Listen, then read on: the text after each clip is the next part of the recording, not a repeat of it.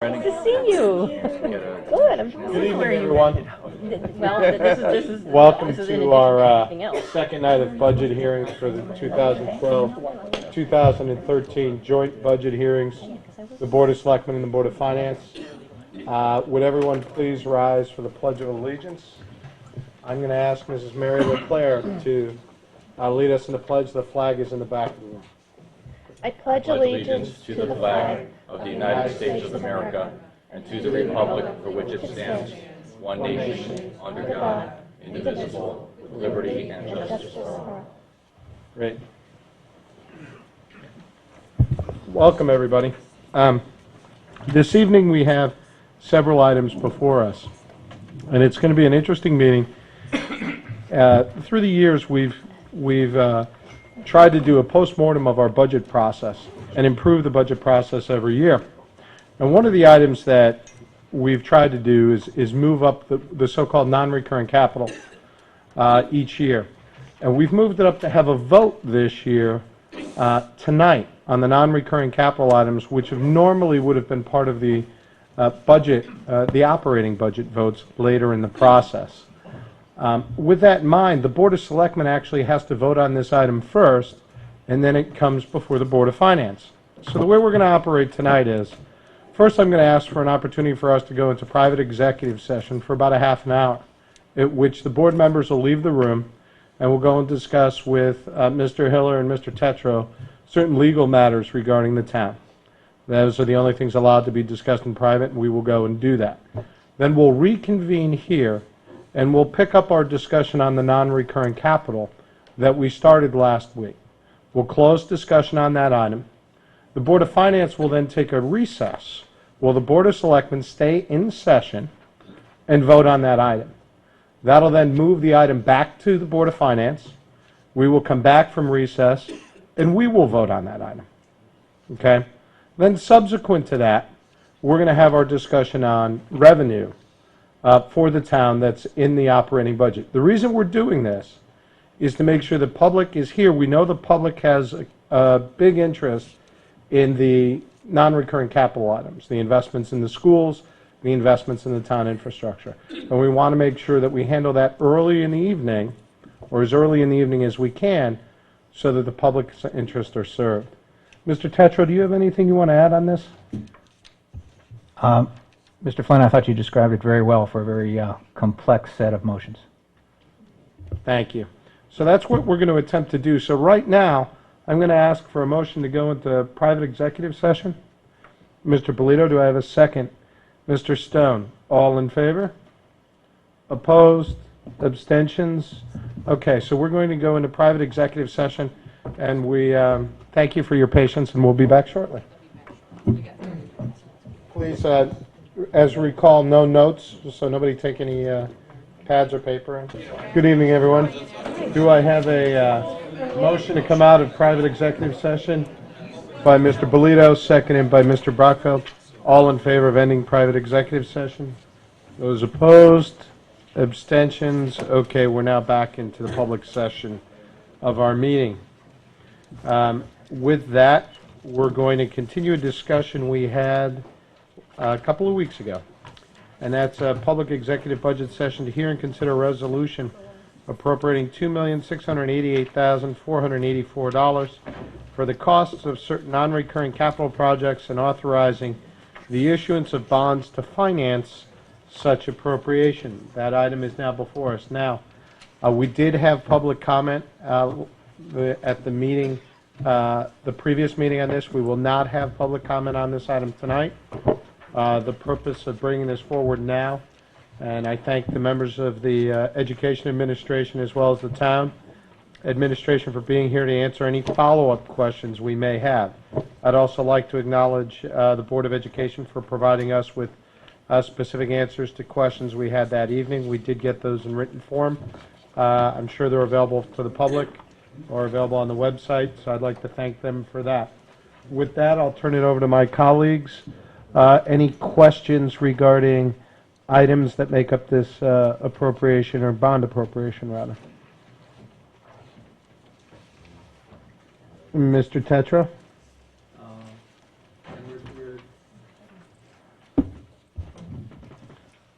Mr. Chair, just to be on the page here, we can talk about, this concerns the Board of Ed. Yes, All right. the Board of Ed and the town side, correct. Just in going back, looking at, and I'm on page 18, and I was hoping we might be able to shed some light on one of the professional consultant, hazardous material testing and requirements and administration. This is for Windows. We're looking at $9,480.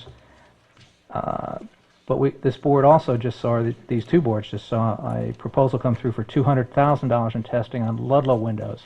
I was hoping somebody could explain the difference and why this is only $9,000, because I would think we're testing for the same components. Use the podium, Tom.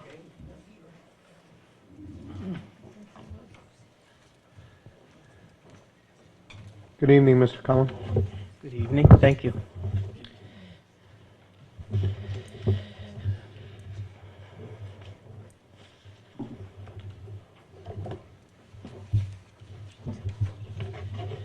You said page 18?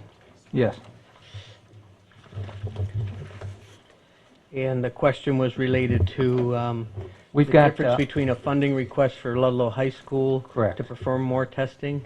Correct. We haven't received a copy of the AMC technology report to continue testing. What happened at Ludlow High School windows was the TFC hired an architectural firm to work with them on the study of the project. During that review, it was highly recommended that they get some hazardous material testing started, an initial test, what they called an initial test or a pre-renovation test, to get an idea of what was going on in there. And that was related to PCB in the caulk, the material around the windows. It was also to include lead paint and asbestos-containing material. That initial test came back with some results that required further testing and more testing, and that's typical for a project that size, because what they're trying to do is build a history of what kinds of things are they finding around all the various types of windows in the classrooms. The third thing they need to do is what's called an action plan. The United States Environmental Protection Agency will be looking for an action plan now that we've located hazardous material and identified it, of what we're going to do with that building. They don't really care whether we're going to go ahead with the project or not. They want to know, now that we found PCBs or we found any lead paint or we found any asbestos, what's the action plan with Fairfield Ludlow High School moving forward with anything we do related to the occupants, any future renovation projects, or in fact this window project. So that was the encompassing of that project. The TFC chose to start with an initial test and proposal. I'm not positive how much they spent on that. It was somewhere in the 30,000 range they had with Wiles Architect and AMC. The second round of testing, I haven't seen a proposal. I know that I've talked with AMC, and they have said it's very difficult to nail down a not to exceed figure when you're testing, because what they're trying to do is build a history. They're going to start doing wipe tests, air tests, sample tests. They're going to drill holes into the masonry to see if this PCB caulk oil is started seeping in. As they find it, they're going to need to do more testing. So what they did is, I think they gave the TFC a simple proposal that said, here's some of our hourly numbers, here's some of our costs to attend meetings, and here's what it costs to do these type of samples. We can't tell you how many of those samples we're going to need. I don't believe we're going to need $200,000 just for AMC to continue testing Fairfield Ludlow High School. I think the number's going to be much lower. So I can't really speak to why Fairfield Ludlow High School's request from TFC is $200,000 for the testing of Ludlow High School windows, and why our number, which we talked with a consultant on doing the window project at Osborne Hill, will be. Mr. Chair? Yes, Mr. Tetreau. Then just as a follow-up, if they spent like 30 grand to do some initial testing, we've got 9,500 in here to do both the initial testing and complete testing.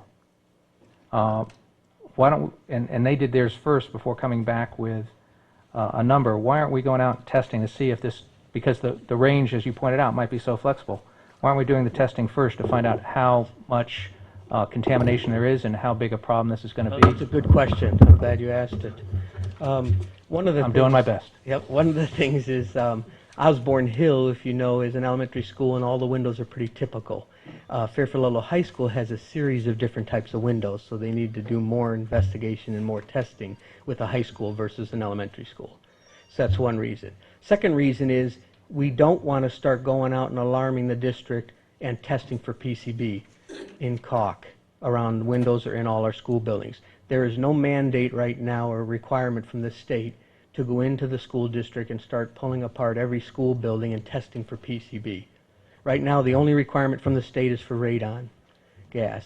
So we wouldn't want to go ahead and test for it, because once we test for it, we have to continue to test, build a history, come up with an action plan for the whole future of that building and any work we do. So really, the state's telling you the only time you really need to go in and test for hazardous material is if you're going to do a major renovation project, you're going to start ripping out all the windows and doors, or something of the nature. Hey, aren't we ripping out all the windows in this project? In Osborne Hill, we will Yes. be. So that counts as a major renovation project. But Going back if to we my don't question. receive funding, Yeah. if Osborne Hill doesn't make it through all the town bodies, but we went ahead and tested, then we still need to go ahead and come up with a large action plan to deal with what we find in that building, whether we're doing the windows or not. Okay, but how do you estimate, one of the components in here, how much is estimated for asbestos, lead, and PCB abatement? The consultant number of 9480. No. Go down to your breakdown. Part of the $678,000, how much is budgeted for asbestos, lead, and PCB abatement? Let's see if I can find that for you in the breakdown.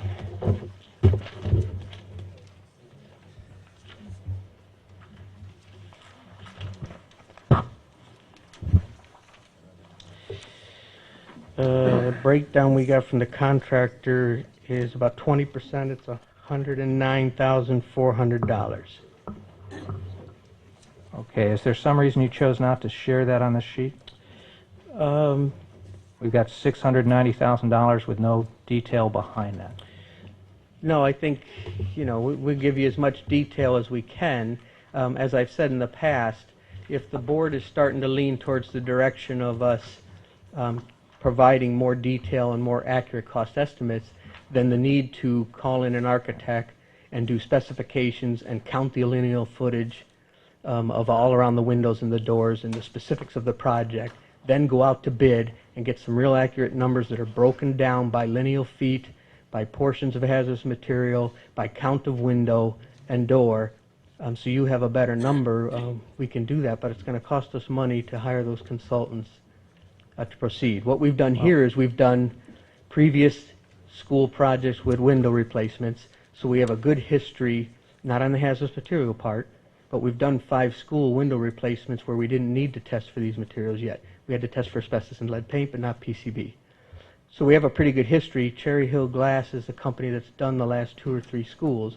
We called and met with them, walked around the school building, and tried to build an estimate to propose this project in this budget. Okay. Mr. Chair, if I might? Please? Just going on, just in terms of a format, if I'm looking at $790,000 worth of an estimate, and there are line items that are broken down to the $9,500 range, and if you have an estimate that says asbestos, PCB, and lead abatement is going to be $100,000, I'm not quite sure why you wouldn't break that out and provide that level of detail. Since you didn't have to get to an architect, you have the number right there. It sounds like you used 20% as your guideline. I'm just looking for something. When you say we're going to break out detail for $790,000, and it's, well, we're going to spend $100,000 here and $690,000 here, I'm not sure that's the level of breakout, that's much of a breakout. Understood. The real question is, you obviously have more detail on how these numbers break out. In trying to relate those to what we're doing, I don't see, again, it sounds like the regulations have changed if I'm reading into or listening into what you said, so that we didn't used to have to test for PCBs? Correct. The PCB issue came out in, I want to say, 2010 from the state. It was a letter that they said, starting with major renovation projects along with asbestos and lead paint testing, we need to start looking at PCB levels. Okay, so if we take this 9,400 and do some testing and find PCBs, what does that mean from here? We would do an initial test like we did at Ludlow High School.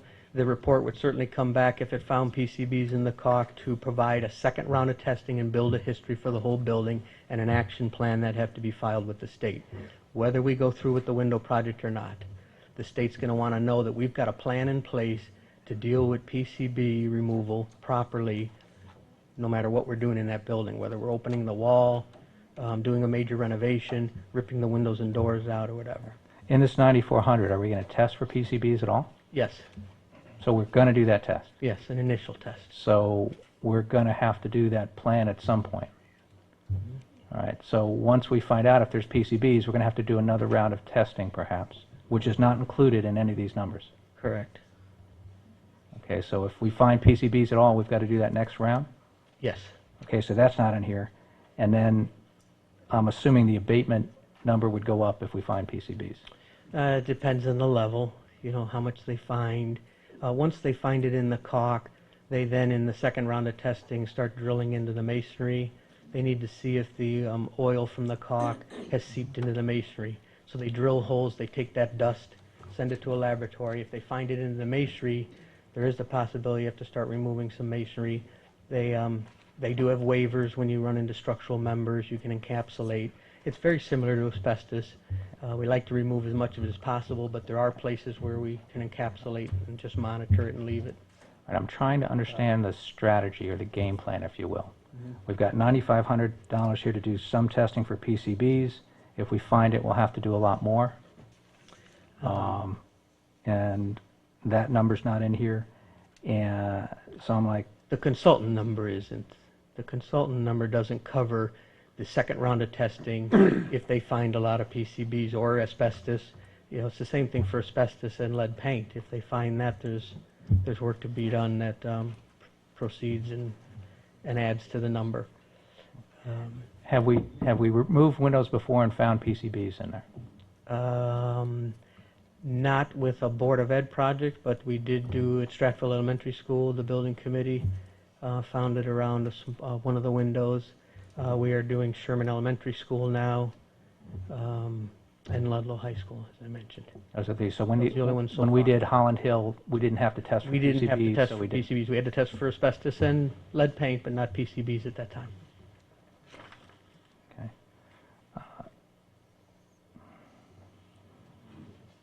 I've got a couple more, Mr. Chair, but I'm happy. On the same item? Yes. Please. All right. Going back to the book here, it says, and I'm on page 16, it says architectural design and construction administrative costs are based on cost experience on previous window replacement projects. A contingency was added to the above cost account for possible unknown. But we really, the rules of your, I guess my question is, when as I remember places like Holland Hill, it was nowhere near this large a number. Is that partially because what drives such an increase over Holland Hill? Is it just the testing and the PCB? Yeah, well, Holland Hill was a project, it was one of the first window projects we did. You may or may not remember that the first selectman at the time wanted to split up the classroom windows versus the non-classroom windows. So the town wanted to support the replacement of classroom windows, but not non-classroom windows. So Holland Hill was one of those projects where the classroom windows got done and not all the non-classroom, so it was much smaller. Holland Hill's also a smaller school building than Osborne Hill, so the prices have the difference there. Okay, but at Holland Hill now, then we've got new classroom windows, but the other windows are all the original? Right, we have the APR still to do. I think the kitchen, some administration windows. We're trying to get back to do those, but we haven't at this time. Okay. And I guess then one kind of final question. $791,000. It says on page 17, alternates to the request. The alternate, I assume that means alternatives. The alternative to this request is to do nothing. There's just nothing between it's spend $800,000 or do nothing. Those are the only two choices. There's no partials, there's no anything in between. Well, I mean, if you wanted to look at doing half the building, or if you want to go back to what we did where we did all classroom windows and and non-classroom, leave out. Any difference in type of window? Is this the only window that could possibly fit into these and retrofit in? There's no... I mean, we have a spec from a building envelope consultant that looked at the whole district and worked with us to come up and specify with a window that would be compatible for all schools, would be double insulated, give us less maintenance. I'm sure we could look at different windows. We wouldn't be talking about $200,000-300,000 savings in that range, but you might save a little bit if you looked at a different window. But we tried to come up with a standard because one of the things that was happening 10 years ago is all kinds of windows were getting put in. As things were getting broken, people were just calling in window companies and saying, you know, these 2 classroom windows have to be done, put in something. They weren't getting standardized, and we thought it would be good when we did a building envelope study on the whole district of all the school buildings. Let's look at a standard window that will work.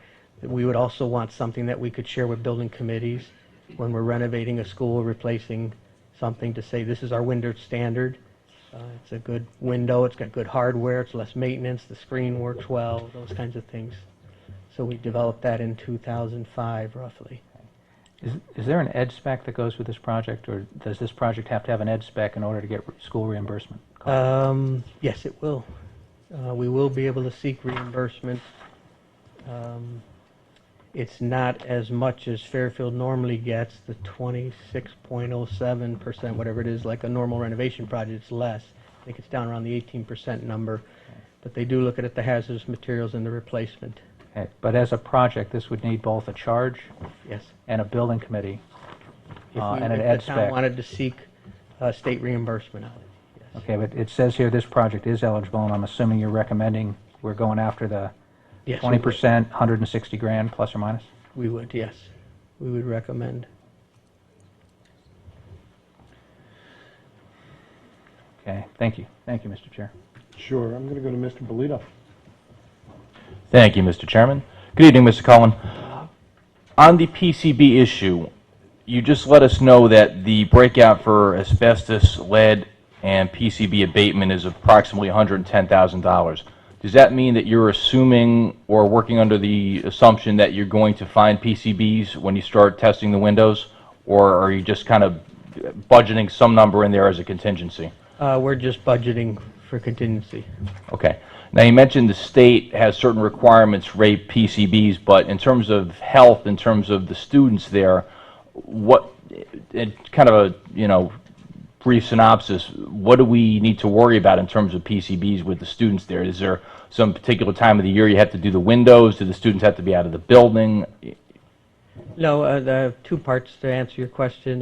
One is a couple of years back, PCBs just isn't in caulk. It's also in old time clocks and some light fixtures and transformers for electrical equipment.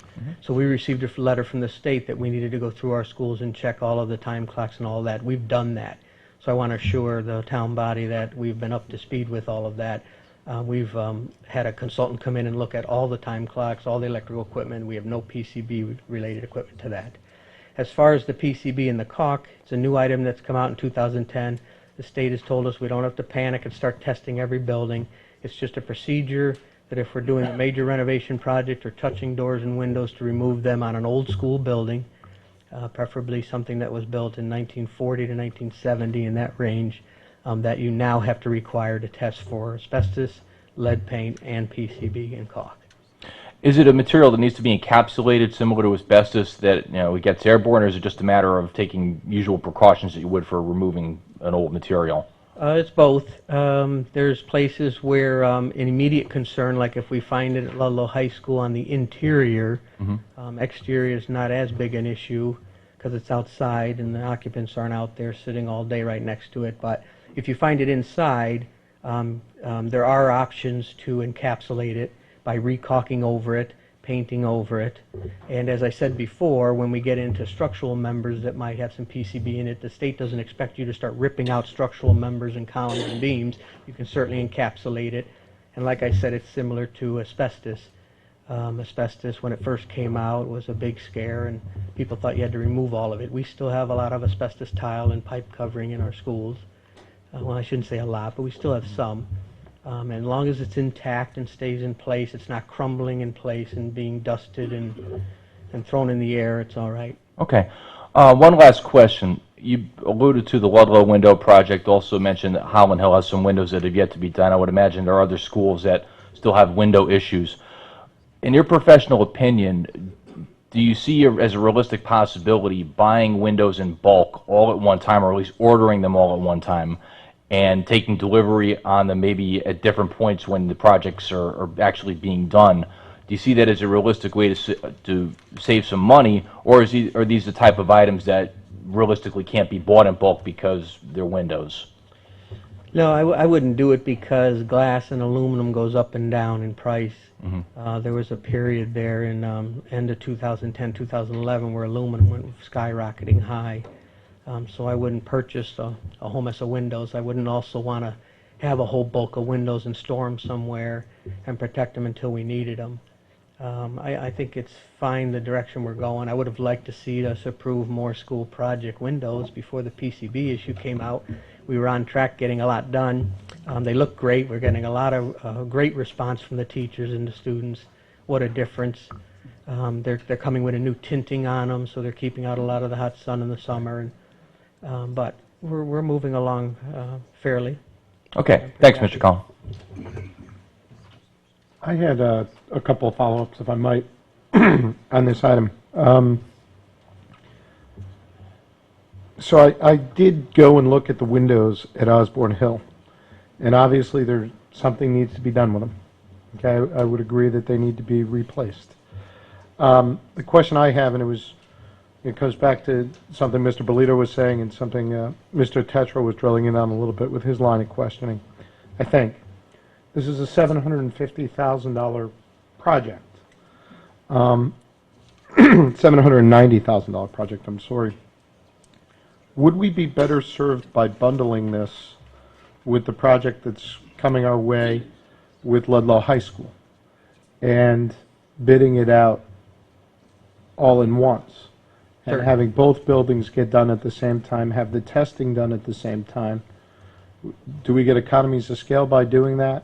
And can we, tackle two birds with one stone when we know for a fact exactly what we're dealing with relative to Ludlow, which we don't know that number right now, and we can also use that to help us with Osborne Hill? Certainly, the economy of scale with bidding both projects together, we would save money. A contractor looking at getting that many windows would definitely do a better job and sharpen his pencil. I don't think we would save money, my own opinion, with the consultant. Right. Two different sites. Right. He's going to do what he has to do to provide the state with the information for an action plan for that building, testing those three materials, those three hazardous materials. But there's no reason that we couldn't bundle the projects together, bid it out together, get some economies of scale, do a bond appropriation for the same amount of time, which quite frankly, this bond appropriation would be, rough number over 5 years. We can discuss that later on. But these windows, as we all know, in both these schools are well over 40 years old, Correct. right? Yes, So there would be some benefit to looking at this together with Ludlow. I agree. Okay. Okay. Thank you for that. Are there any other questions on this item? Ken? Well, I wanted to talk about a different item. Absolutely. Oh, okay. No, I meant the item in general, not on this Okay, no, specific somebody's item. finished with this, the windows for now? Please. Thank you. Yes, thank you so much. Quick jump before someone raises. Yeah, right, sorry. Tom, one thing that we talked about last week, and then there was some back and forth and discussion afterwards with different members, both on the board and elsewhere, was the Jennings bathroom discussion, which I found a little concerning in that, and I apologize, I wasn't at the RTM meetings and votes when they made their decisions on this, but I've been shown some minutes and talked to people about it. It appears to me that, or it sounds to me like it's possible that they intended for you guys to do not do half the bathrooms in total, right? and I'm asking, I'm not necessarily telling you this because I'm getting different. I'm listening. opinions, and I'm sure you may disagree, but that the intention of the RTM was for you guys to do all the bathrooms halfway, so to speak, because they thought some of it was actually really decrepit, and some of it, I don't remember if it was the sinks or the toilets or whatever it was. Could you speak to that at all? Because it seems like our hand is being forced a bit here, because they intended something to be done, and then you guys did something different, and now we're stuck with a situation where half the bathrooms are all gleaming and new and look like, futuristic, beautiful bathrooms, and the others don't, and so there's sort of a... I definitely will try. It was, Oh, okay. The cavalry has arrived. it was, Speak about bathroom, no, sorry. there has been a discussion about why we didn't just do sinks, so I was confused that maybe through a walkthrough or a tour of the building, some RTM members might have said, we definitely see some sinks on the floor, off the wall, why don't we just replace the sinks? I don't ever remember the full RTM making a motion or voting that the Board of Ed should spend $125,000 on just replacing sinks. That answers that question. Second question, the second answer I have is one of the big reasons we're doing these bathrooms is the plumbing behind the walls. You don't get to see when these are under construction and the contractor is showing us piping that is crumbling in his hands, or he takes a 3-inch waistline and there's only a pinhole that you can see through it because it's so clogged, how bad the plumbing is behind the walls. So it'd be very difficult to take the $125,000 and say, well, let's look at all the bathrooms in the school and let's just do these 2 sinks on this wall, this toilet on this wall in this other room, this handicap stall. I mean, the point is to go in and do a full refurbishing of the plumbing system in the school, revamp the whole bathroom with the intent to get 50 or 60 years out of this when we're done, just like we got with the original building. So we went in and did that and looked at all the bathrooms. The contractor said, well, based on the bid, here's what bathrooms we can do totally, and you'll get all brand new, and the other ones you'll have to do another year. And our intent was to come back and get the rest of the money to finish the rest of the school. Got it. I mean, that's it. Excuse me. Going back and read the minutes. Right. I mean, there were a couple comments made by individual members that was their preference. There were also comments made that if all we're doing is replacing the sinks, that shouldn't be bonded. That's not a capital big project. That should just be a maintenance project. If you're going to bond this for 5, 6, 7 years, you want to make a full-blown renovation of it. So there were some comments made around it, but that was never our understanding of the directive, and that we would do what we could do for that amount of money. It was a compromise, and we did the right thing with that. So I don't know, Pam, want to talk to it? But that's I mean, I was concerned when I left the last Board of Finance meeting, and we went and pulled the minutes, and certainly, and it was my recollection, I believe I stated at the Board of Finance meeting, that we did hear that there were some people that just, thought the bathrooms overall looked okay, but there were things that needed to be fixed. But we didn't walk away with it, pardon me, I stuck a mint in my mouth before I came up here. We didn't walk away feeling like there was a directive that said we were only to fix the sinks and things like that. To my knowledge, I couldn't find anything in the minutes where there was a motion to that effect, or saying that you were going to give you the $125,000 on the condition that you just do X. It was the opinion of a few RTM members. Please. Just actually a process question for maybe for you guys or somebody at this table. On capital projects for the Board of Ed, does it differ? In other words, with the Board of Ed on the regular budget, right? We approve a big number and then trust you guys to go back and use the money in the best way possible. That basically goes along with the budget you presented to us, but it's not necessarily fixed that you guys have to do that, from what I understand. On the capital side, though, if the RTM were to have said, we're giving you half the money to do just the sinks, is that something that the RTM, Mike, you know where I'm going with the question, so.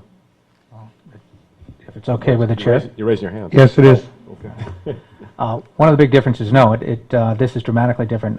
From a non-recurring standpoint, any of these items are approved with the understanding that they spend up unto this amount, not to exceed that amount.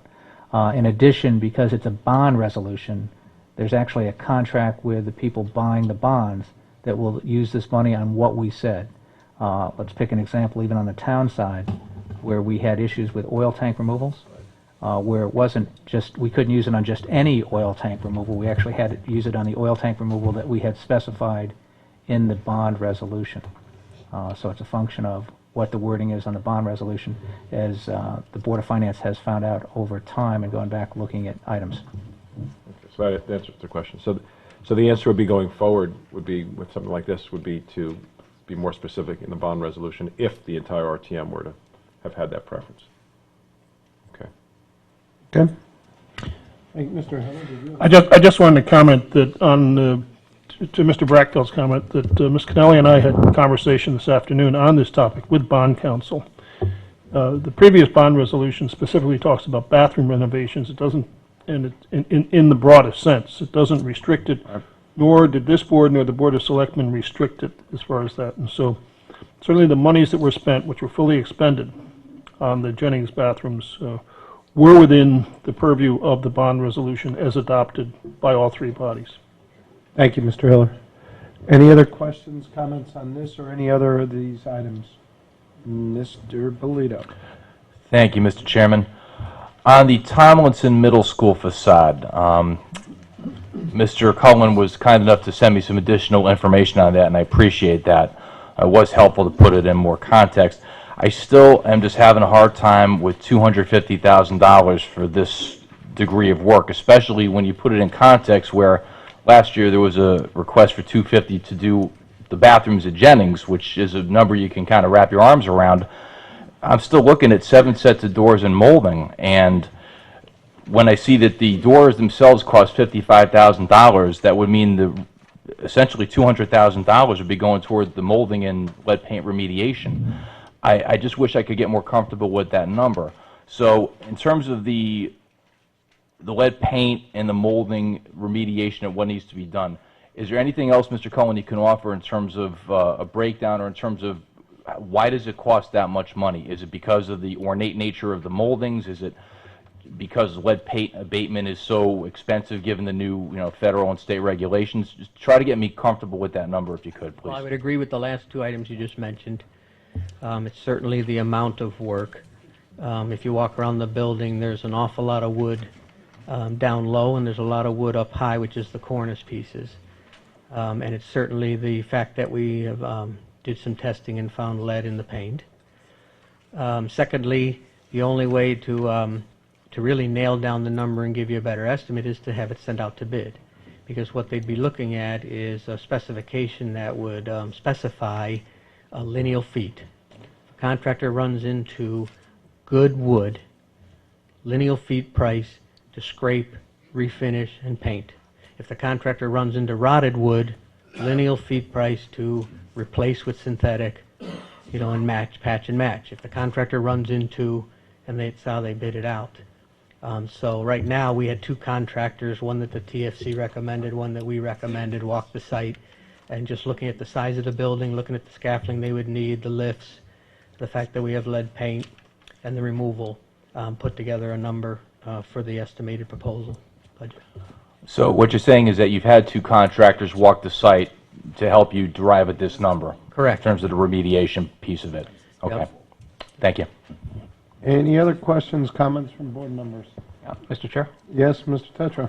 If I could, one on the Tomlinson Middle School, we're not talking about school reimbursement on this, right? No, that's strictly maintenance. The wood is rotting. Okay. And again, kind of same question on breakout. It's a $250,000 project. We look at breaking it out. We've got some things down to $9,000, but we basically broke it into $200,000 and everything else. Correct. Yet we've got, you said 2 bids? Yes. Was there some reason you didn't break out the details from the bids on the sheet? I think it's just a matter of how we built the booklet, Mr. Tetreau. We did start with a booklet that was almost 100 pages. We Dr. Title said to me, "Are you crazy?"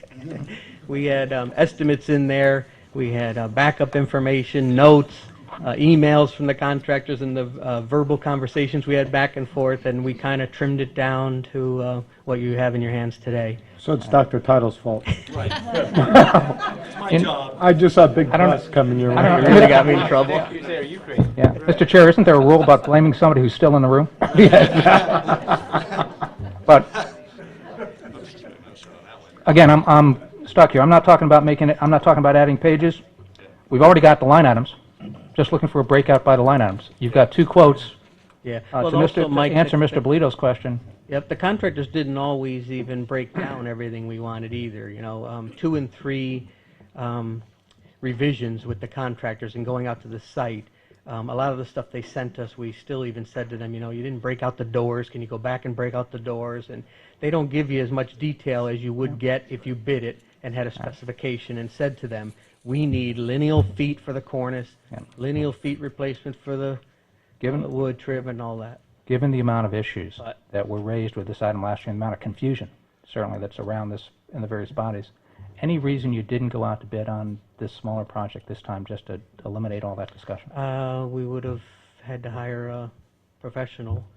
We'd have to hire like a Hoffman Architects or a professional building envelope person that would write up a specification booklet and some drawings to tell the contractor what's he to do when he runs into this cornice and has to replace it.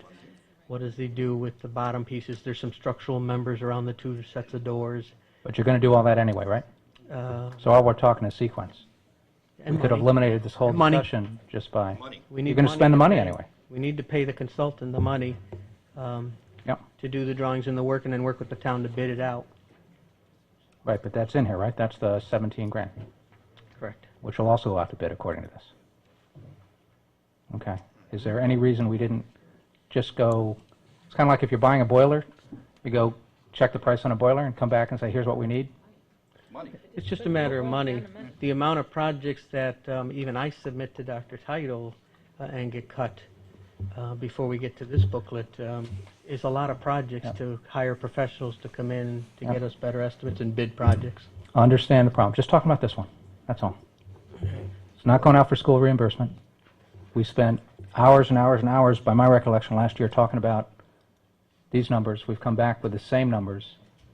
If we took 20 grand, went out to bid, we'd have the details, and we wouldn't be having this discussion. But then we run the risk of,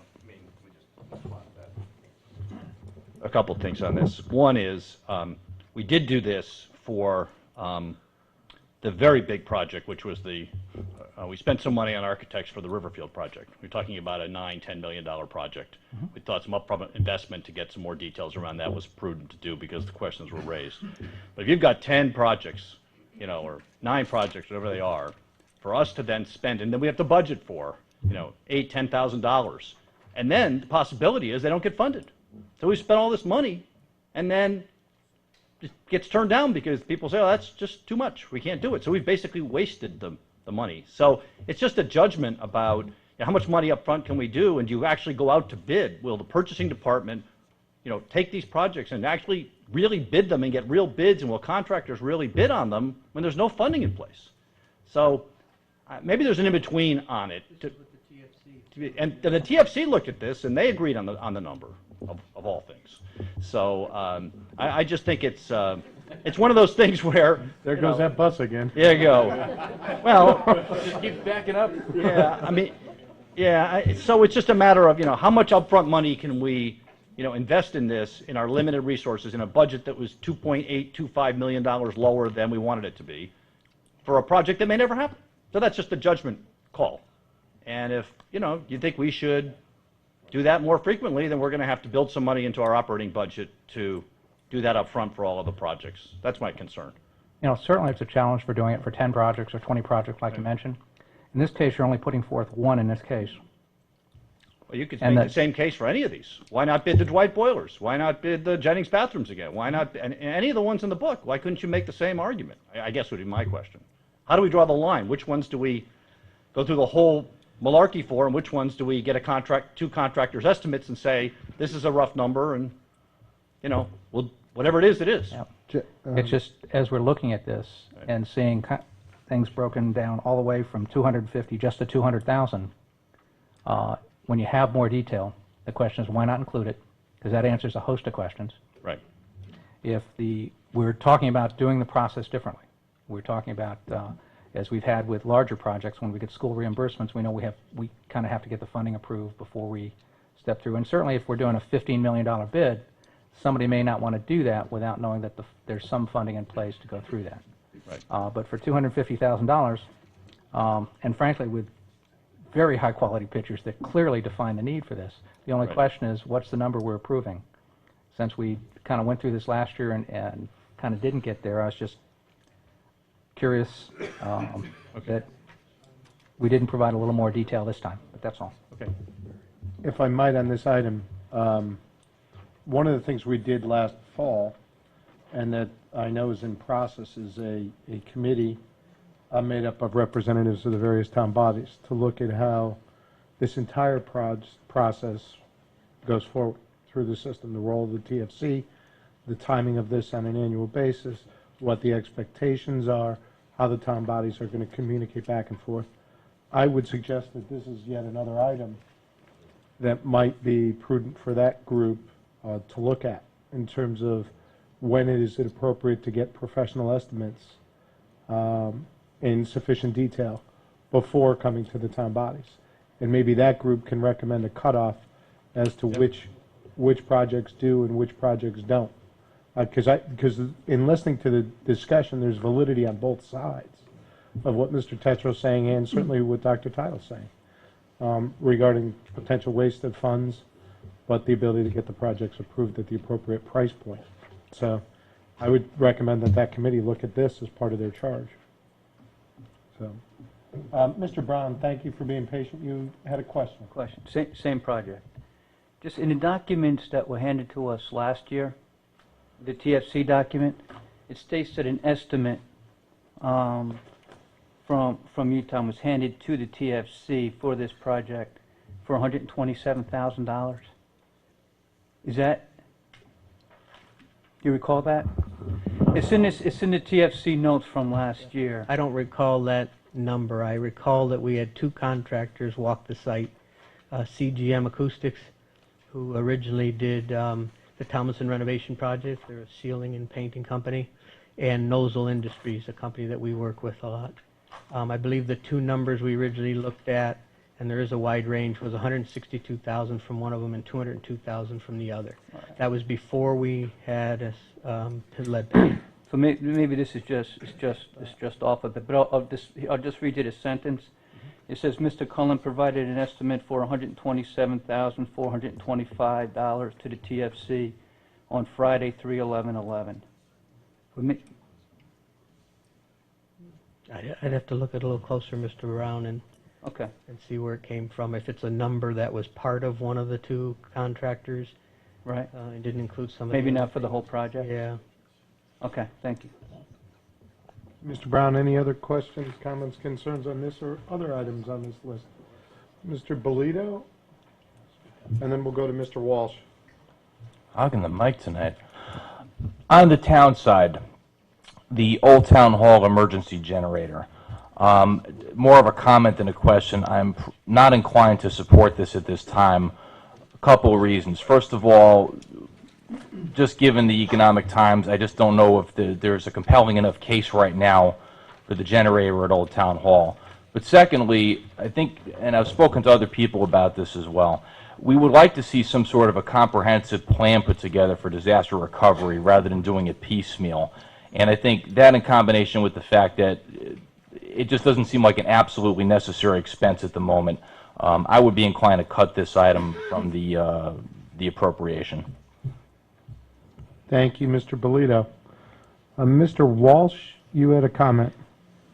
Yeah, back to the Tomlinson Middle School project. I guess to Mr. Cullen, these pictures are pretty dramatic. I take it it's gotten worse in the last year.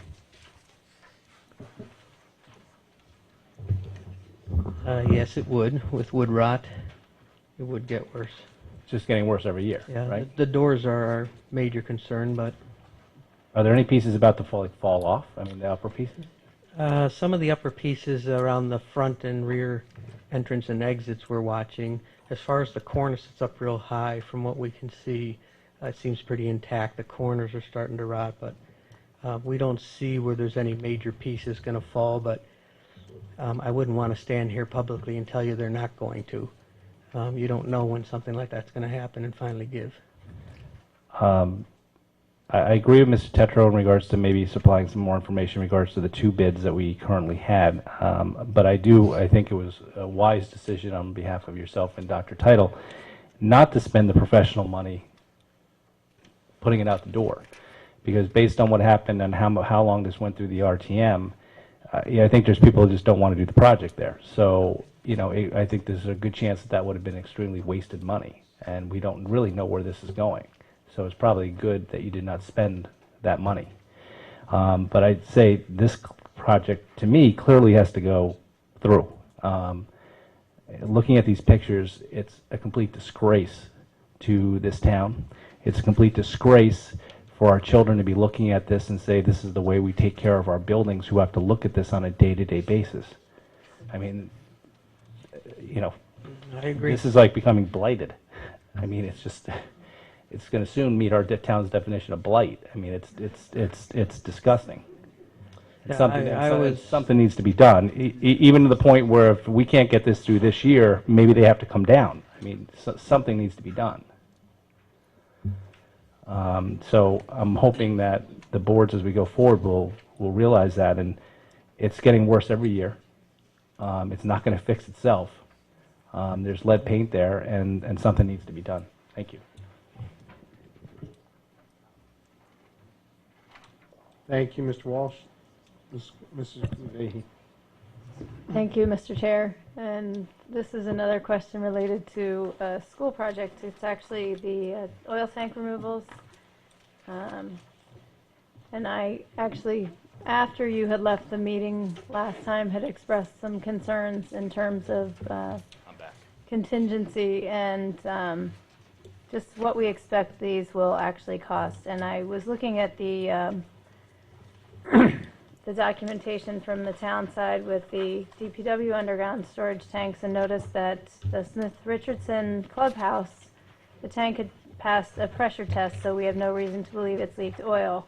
And I'm wondering, have we done pressure tests on the old tanks, and do we have the same degree of certainty about that? Just wondering what the process is.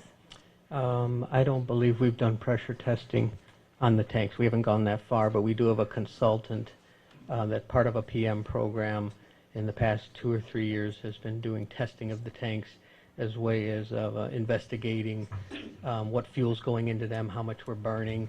The custodians are dipsticking them on a regular basis, so they're watching the fuel that's being used and what's sitting there.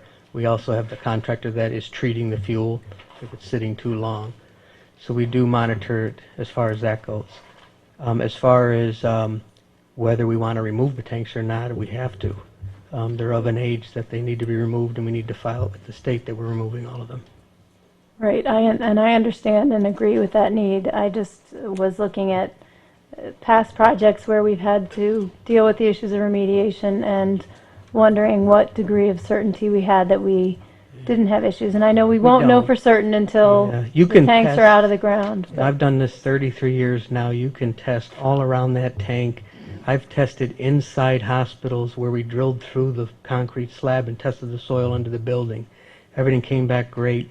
Tore the building down and we found oil under the whole hospital. It just follows conduit lines. It follows things. There's no rhyme or reason. No matter how much testing you do, you can't confirm that there's no oil in the ground until you actually dig it out and do the appropriate testing. I know these projects all stand as individual appropriations, but this is one where there's multiple fuel tanks with a single appropriation.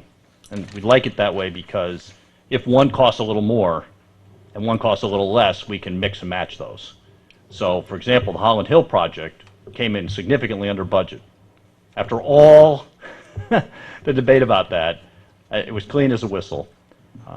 So this way, the way it's structured, you know, if we got one out and was really next to nothing that we had to do besides remove the tank, and we hit the next one and there's more work, we could balance those off the way this appropriation is. It's not going to be 7 different, you know, $30,000 appropriations. So that will help us. But there's always the risk that, you'll get through number 1, 2, 3, 4 and run out of money. Could happen, in which case we'd have to come back and say, there was no way to know. Or we could need all of it, and we Right. would work with the town not to bond all of it. Right, yeah, maybe we get lucky. Okay, thank you. Yep. Any other questions, comments on any of these items? Okay, seeing none, what I think we need to do now is bring the Board of Finance into recess and then allow the Board of Selectmen to take up this item separately and vote on it. Then the Board of Selectmen will go into recess. The Board of Finance will come back and vote on whatever were sent from the Board of Selectmen. Mr. Hiller, if I could ask you to take note of the exact changes made. We'll, of course, be here, but we'll be in recess. And then we'll come back. So at this point, I'm going to turn it over to Mr. Tetreau, and our board will go into recess. Thank you. Mr. Chair, thank you. And Mr. Chair, just to confirm the rules of engagement here, we're going to start a separate Board of Selectmen meeting right now. Okay. All right, thank you.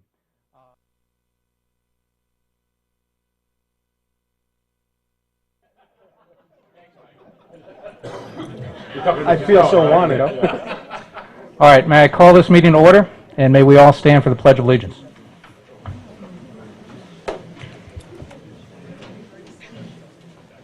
Pledge allegiance to the flag of the United States of America and to the republic for which it stands, one nation, under God, indivisible, with liberty and justice for all.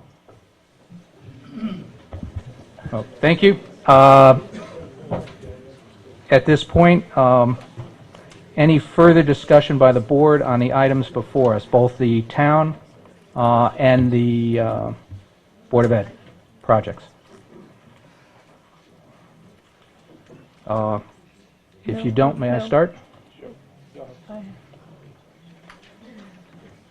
All right. I just comments, and I think certainly we can discuss this as a board, but based on the conversation that resulted after your questions to Mr. Cullen with the Osborne Hill windows and the clear statement that there could be economies of scale related to putting this project with the very likely Fairfield Ludlow High School project, I believe it's prudent that we postpone this item and remove it from this resolution.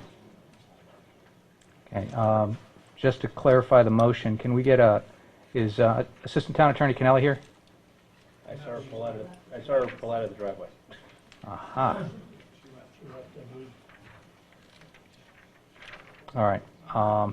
Mr. Hiller, would you have an opinion? Can we postpone that one item, or do we need to, in essence, vote that down in order to remove it from the motion? I think Ms. Cullen and I and Mr. Stastrom had similar conversations, not on this specific thing this afternoon, as I alluded to earlier.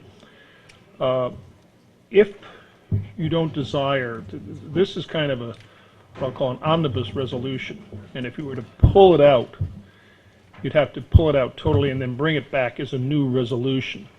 And so Okay. if it's the board's desire to eliminate this, you'd have to strike it from this, strike the dollar amount and further amend, which would in fact amend Schedule A, or Exhibit A rather, which is at the back of this. And then just to clarify, since this is the Board of Selectmen, whether we postpone it or vote it out, it still comes back to this board, so there's no extra steps involved if it were to come back to us. All right, so is that a motion? So I would move that we reduce the amount of this total resolution by $791,400, bringing it to a total of, and I haven't done the math on that. Mr. Hiller will. Okay, thanks, Mr. Hiller. Is there a second? Well, I'd like to ask Cristin, what's the reasoning behind that again? Earlier discussion. If you could second for discussion purposes? I'll second it for discussion purposes. Go right ahead, Mr. Thank you. In the earlier conversation, the comment was made by Mr. Cullen that there were potential economies of scale that could be achieved by combining this with the Fairfield Ludlow High School windows, and on particular items and not on everything. And certainly he expressed that the idea of purchasing windows all at the same time and storing them wasn't wise, but that there could be savings that would be achieved. And to my mind, we have two window projects that we're looking at here as viable options or needs for the town. And if we can achieve economies of scale and save money, I think we should look at that and see if that's a possibility and try and make that happen. Well, I guess the question I have is, wouldn't, I guess, Paul, maybe you can ask from a fiscal side, if this money was approved in the budget, and then we subsequently do something with Ludlow, I mean, when's this money going to be spent? After July 1st? I mean, can't they all still be bought at the same time and achieve economies of scale? I think, and I don't have the schedule with me, but Mr. Cullen and I had discussed this with Mrs. Munsell perhaps a month ago. We figured on the Osborne Hill project that they may spend, frankly, in the next 12 months, up to $200,000 perhaps on this, that there really wouldn't be, that these windows, we're beyond the time frame where these windows are going to be done during the summer of 2012. And the borrowing on this would be, we would, within our waterfall chart, that we would be borrowing perhaps up to $200,000 this year. If the total amount, the $791, were appropriated, we would only borrow $200,000 now. Similarly, the potential request, let's say, for Ludlow is in the same number right now, or at least the TFC is bringing forth a number that's around the $200,000 mark on the Ludlow windows for similar type work, for designs. Maybe not so much design, because that one's more of a study situation.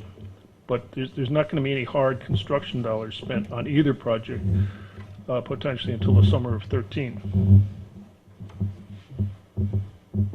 So I guess the question is since they're not going to be done until 2013, clearly this Ludlow project that they're going to be bringing forth, we'd have enough time to figure that out, and it's probably too late to order those windows as well. Oh, it is too late. Okay, so it seems to me as though we might be able to get economies of scale under this project, and I don't see the reason to postpone it based on that. I guess that's my point.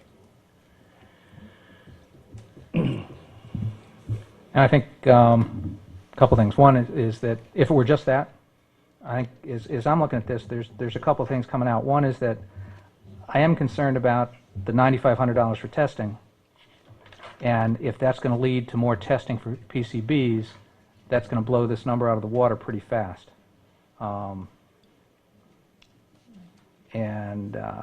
So I'm a little concerned on that side. We talked about, breaking something up from 790 to 690 is perhaps we can do a bit of format there. But then in looking at this, if we're going for reimbursement, then we're going to need a charge. For this project, we're going to need a building committee. That building committee is going to have to be approved by the Board of Selectmen and the RTM. We're going to need an ed spec from the Board of Ed to go into that. And then it's big enough, and this is almost different than what I'm going to call our typical non-recurring project. Our typical non-recurring project is a lot more, and forgive the example, but a lot more like doing the bathrooms at Jennings, where you're going in and kind of, it's a smaller project. You've got, this is both bigger and may need if we're going for reimbursement, we're going to need a building committee, a charge, and an ed spec in order to do that. That all takes approval time, so that buys us some of the time. The second piece, as we've talked through this whole non-recurring piece, one of the things we're finding is that as much as we have, by custom, grouped it all together and done 4, 5, 6, 10 projects at a time, because of how we finance it, because of how we do the work, they don't really all have to be approved at the same time. We can approve one next month, we can approve one in September. The work would still get done as it normally would. It would still get grouped together when it's bonded. So when we do the work and how we approve these, we're still going to batch them together when we go out and do the bonding in the summer. Mr. Hill is going to do that as part of a bond that stretches over that 5 years that we talked about. So I guess to some degree, I'd like to see a little bit more discussion on kind of this whole PCB area, which may in fact involve some of it, because that to me is where we can get a cycle of learning on what we're doing at Ludlow too at the same time. So that's part of what I'm looking at, and I don't see, and because we're the Board of Selectmen, we're the first step in the process. Anything we do is going to come back to us first anyway, so there's no extra steps we're throwing in. It's not like we're the RTM and we're kicking it back to the beginning of the cycle.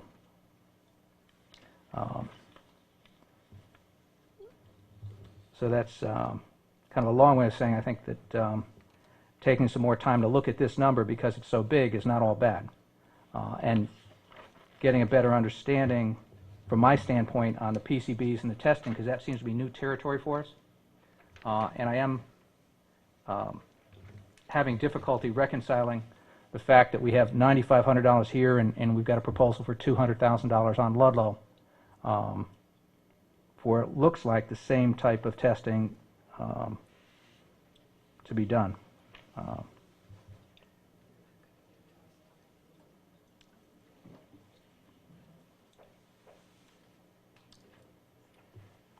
ahead.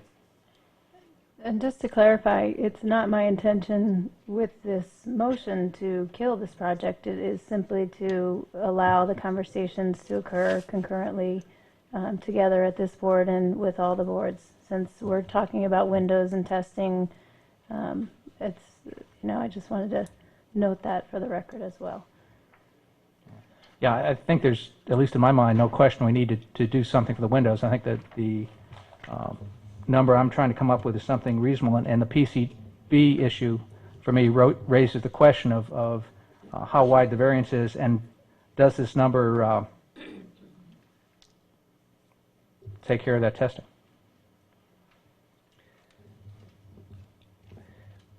I would say that I'm concerned about taking something out that central administration and the board has come to some decisions in regards to how they want their capital improvement money spent and what their priorities are. And we keep seeming to, over the last 2 years, trying to take large chunks out of that. And once chunks are taken out, these are projects that just get kicked down the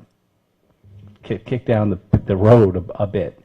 And sometimes they get done, and I guess sometimes they don't get done, and then there's some discussion sometimes, well, we thought half was supposed to be done, or the full thing was supposed to be done. So, it just seems as though if we're trying to give them, try to set up some guidelines of what the total amount we want them to come to us with capital improvement projects, we expect them to spend a lot of time and detail in trying to prioritize what their needs are, that taking the money out, and I guess what you're suggesting is that we'll just bring this up as a funding thing at the Board of Selectmen, November, March, something like that, on its own, and get there at some point. It just you question whether we should even give them a guideline of whether they should be coming to us with $2 million worth of projects, because we keep knocking it down, knocking it in half, whatever.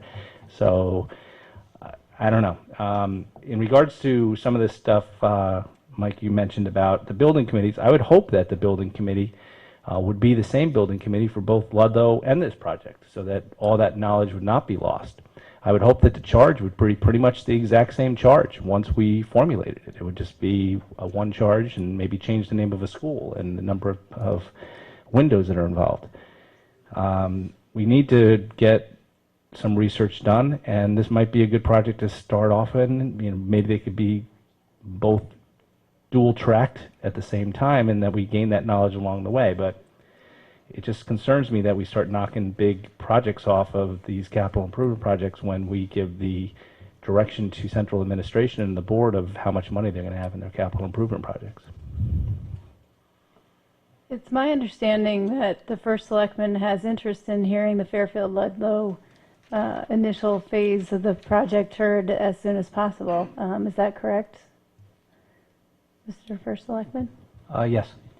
So, and I also want to be clear, I have absolutely no interest in prioritizing the needs of the Board of Education. It's clear to me what's been communicated is the priority. I'm not going to do that job. The Board of Education has done that job. As a Board of Selectmen member, I'm interested in perhaps even when looking at a building committee for either of those projects, if we're doing windows at both, perhaps that could be even a joint building committee. Those are the kinds of conversations that I would like us to be able to have together. I'm not interested in having this item come before us in November. If we are going to remove this tonight, I would like it to be coming before us as soon as possible, which is the same feeling I have about the Fairfield Ludlow windows. We need to get that project and process moving as well. So again, it's not my interest to kill this project. It's simply to have the conversation together about the windows in one joint conversation. I might add on, I think, on one hand, Mr. Walsh, I think I agree with your point from the standpoint we don't want to hold this up, and we don't want to change the Board of Ed priorities. On the other hand, I think we have to change our paradigm, and that we don't have to approve everything on the same page on the same night, because it doesn't change when we build it, it doesn't change how we pay for it and bond it, it doesn't change any of that. So in fact, if we need some more information, and again, to take a cycle of learning on this, if this is a project that's going to come before us and need a building committee, need a charge, need an ed spec, some of those things I'd like to see done at the same time that we're approving the funding. Most items in non-recurring don't fit that model. This is, in my mind, very different than the typical non-recurring. However, and we can approve this next month, we can approve this in May, we can approve this in June, and that's still moving forward. We can get those other pieces done at the same time to go with that. So, Mr. Walsh, to your point, I totally agree. The Board of Ed has stayed within the allocation for non-recurring bonding, and they should be complimented on that. I think that the idea is to, if we need more information on a given project, we should take time to get that project, especially if we're not holding up the construction and the other projects. So we're not really changing the timing from that standpoint. And we wouldn't be changing the timing of the bonding either. And while I hear both of you, and I trust you're talking the truth, I believe your intents are good. There have been times within the last year where they've clearly lost money in that allocation. The $250,000 for the Tomlinson facade that they're back here tonight about, that money's just gone out of the $2 million assessment. How many other projects, Dr. Title, were gone out of the capital improvement $2 million allotment last year that just never came back up during the year that you lost money on? I mean, I thought the total amount you ended up getting was closer to $1 million, not $2 million. Lower than that, right? Like 800,000? 395,000. Out of $2 million. So one. Depends how you want to treat the roof extension projects that were approved for 725,000. Yeah. It was substantially reduced. It just concerns me seeing what happened last year and where we're going with this, that this $2 million allotment becomes not an allotment anymore. And if we're going to either have an allotment, or we should not say there's going to be an allotment, and one year they'd come to us and they'd have 500,000, and another year they'd come to us and they'd have $6.5 million. You know, it's just depending on what the year is. Yeah, I think you need to be a little bit more flexible in your thinking. I think part of the issue in that we waited a whole year to bring some of these things back is are getting caught in the old paradigm. I think we need to move beyond that, and I think we have to have more flexibility in our thinking in terms of if there are issues that came up.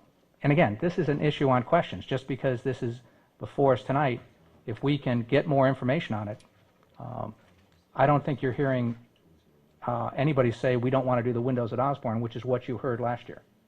I don't think you're hearing anybody say that the project isn't worthwhile. The question in my mind is simply, if we're going to do it, let's do it right, let's get it organized right, let's get the building committee, the charge, and the specs lined up. Let's make sure we're ready to go for reimbursement. Let's make sure we have the reimbursement schedule all lined up so we're set to go with that. And again, this is different than your typical non-recurring. When we're doing a $100,000, $200,000 project, we're not always going through for the additional reimbursement from the state. In this case, $160,000 certainly is worthwhile doing some paperwork for the state to get their reimbursement on. Again, the commitment is to make sure that we come back and address this fully, because we're kind of the first step in the process. There's no time lost in doing that. But any further discussion on, I guess this is an amendment? Further discussion? She made an amendment, and I would just, before we vote on it, I would just say that I would hope that if this amendment passes and this thing gets kicked down into later in the year, that every time this discussion comes up, that we talk about how they took their $2 million and we reduced it here at the table because we promised them that we'd do it at a little later point in time after we did some more research. Because people aren't going to remember that. After this budget passes, that's never going to come up again. Well, again, this is not part of the budget cycle. That's the paradigm. That's where you have to change your thinking. That's why we're rethinking the whole building process and how we do this. That was the old way of thinking. We've got a new way of doing things now, and that lets us have a little bit more flexibility. I think we should take advantage of that. If we're done talking, we would go to the public next, but go ahead. And I think I want to credit Dr. Title for acknowledging the roof warranty program. I think, to your point, Mr. Walsh, that the idea is how much are we bonding for the schools in non-recurring in any given year. And so I understand your point, and that is your concern that people will say, oh, they're coming back to us again, they're coming back to us again. And frankly, I've heard different sides of that argument over the years from different people. I think that my feeling, again, is we do need to bring this back. We do need to have this conversation. And yes, they should be getting the $2 million that they're asking for in these prioritized projects. I'd like to just take a look at this in a different way. I think we also have a measuring device there in terms of, to alleviate some of Mr. Walsh's concern perhaps, in that there should be a charge approved by the Board of Selectmen for this. There should be ed specs that come from the Board of Ed to this. And there should be a building committee also moving forward on this. So there's a number of pieces we can move forward on, as well as while we're getting a little bit more information on this. But okay to go to the public for a bit? Sure. All right. Any comment from the public? I'd ask you to please come up to the podium, Mr. Becker, and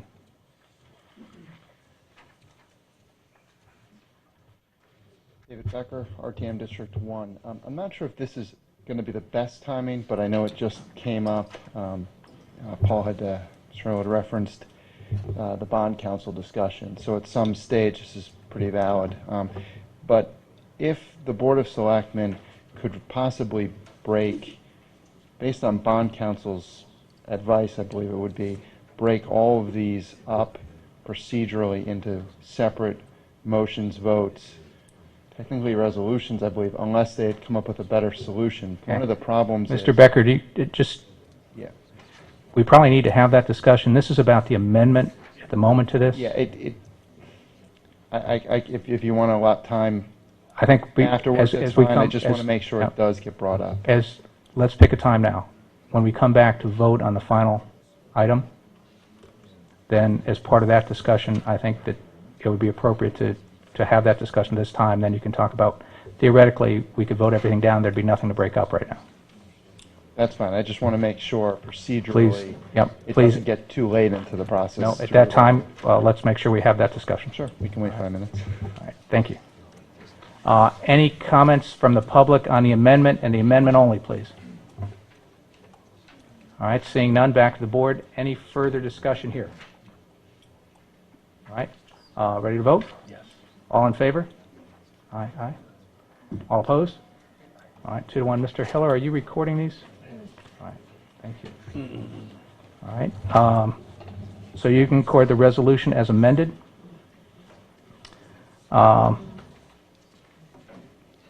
If it's okay with my colleagues, I'd like to make a motion that on page 2 of the town list of non-recurring projects, we remove the Mill River pump station, total cost of $28,500. Mr. Hiller, I believe, commented that this can be taken out of the WPCA and does not need to be bonded separately. Do I have a second? Second. Any discussion? No. I would just kind of summarize what we're doing is that because there's a separate source of funding for that, we don't need to bond it and include it in non-recurring. the WPCA has a separate fund that they can pay for that on. Any other discussion here? Nope. Any comment from the public on the amendment and the amendment only? All right, back to the board. We're ready to vote? Yes. All in favor? Aye. Aye. All right. Any other discussion or amendments? Just related to the emergency generator at Town Hall, I know that there was discussion among the Board of Finance members, and I guess through you, if I may ask a question to Mr. White, if he is willing to come up. Mr. White, if you could come up to the podium. Great.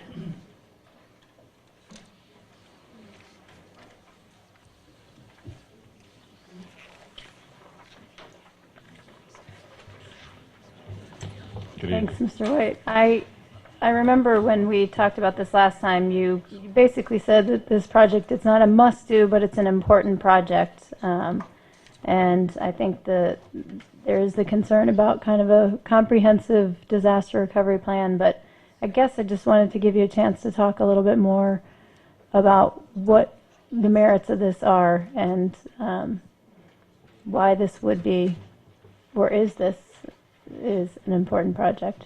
Okay. Hear more of your thoughts. Yes, we felt it was advantageous to obviously, during a extended outage, to be able to have both facilities open, Independence Hall and Old Town Hall. But to be honest with you, their experience differs, and we don't know why. Independence Hall averages more outages, but Old Town Hall does average once a year, and it has the potential to go out because it's in a highly treed area, old trees, etc. So we'd like to have the same situation where we can keep operating, all the employees busy at work, etc. In Old Town Hall, there's 48 employees, and they have some key offices there that Mr. Tetreau pointed out last time, the tax collector and the town's clerk office and the register of voters office, if they were down, would cause significant inconvenience. The other issue that I'm always concerned about is if the building were to go down in the dead of winter in a bad winter storm. Old Town Hall insulation is pretty much non-existent. The building cools down extremely fast. So we need to, it would be good to have the security that the system would come back up, the heating system, and be able to protect the building. If not, we'd be scrambling around for heaters, etc., so that we didn't have pipes freezing in the building. And again, the nature of the building is that the pipes aren't that accessible. If they do leak, they cause a lot of problems because of the plaster walls, things like that. So that's one concern also.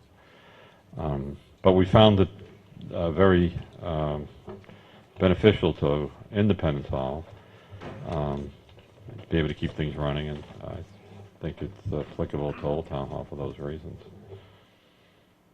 Okay, thank you. Okay. Rich, can I ask a question? Would there be any, make any sense whatsoever, or would it be cost beneficial whatsoever to run lines from the other, from the current existing generator over to Old Town Hall? So you could put a switch on. Whereas if one building went down, you'd use the one generator for one building or the other. It seems quite a distance. Yeah.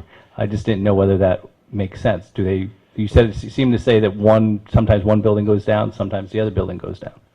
Right. There's another issue, and that is that the Old Town Hall is a hodgepodge of three-phase and single-phase. So part of this number in here, we'd have to do a lot of rewiring in Old Town Hall to separate those out for the generator. And that would be very difficult to run those two lines back over to the existing one, which is single-phase. So it more has to do with the buildings and the Yeah. different types of generators that you might need in the wiring. Exactly. And with the size of the generator, I mean, you probably couldn't do both buildings on the same. No, no, he was saying we'll That would- alternate in case if one it- went if out it and the other was alternate, on, but right, right. I guess I'm looking at this and as I looked at this, trying to learn from the experience the rest of the state had this past election day, when they had a difficult time conducting elections.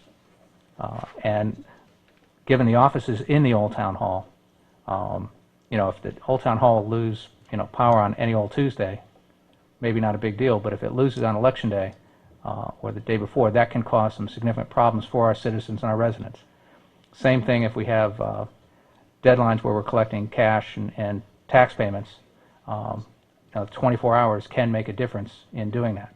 So in looking at that, it seemed for the price, $100,000, to protect our citizens, either their right to vote or to make sure that their taxes are collected without a hitch on a timely basis.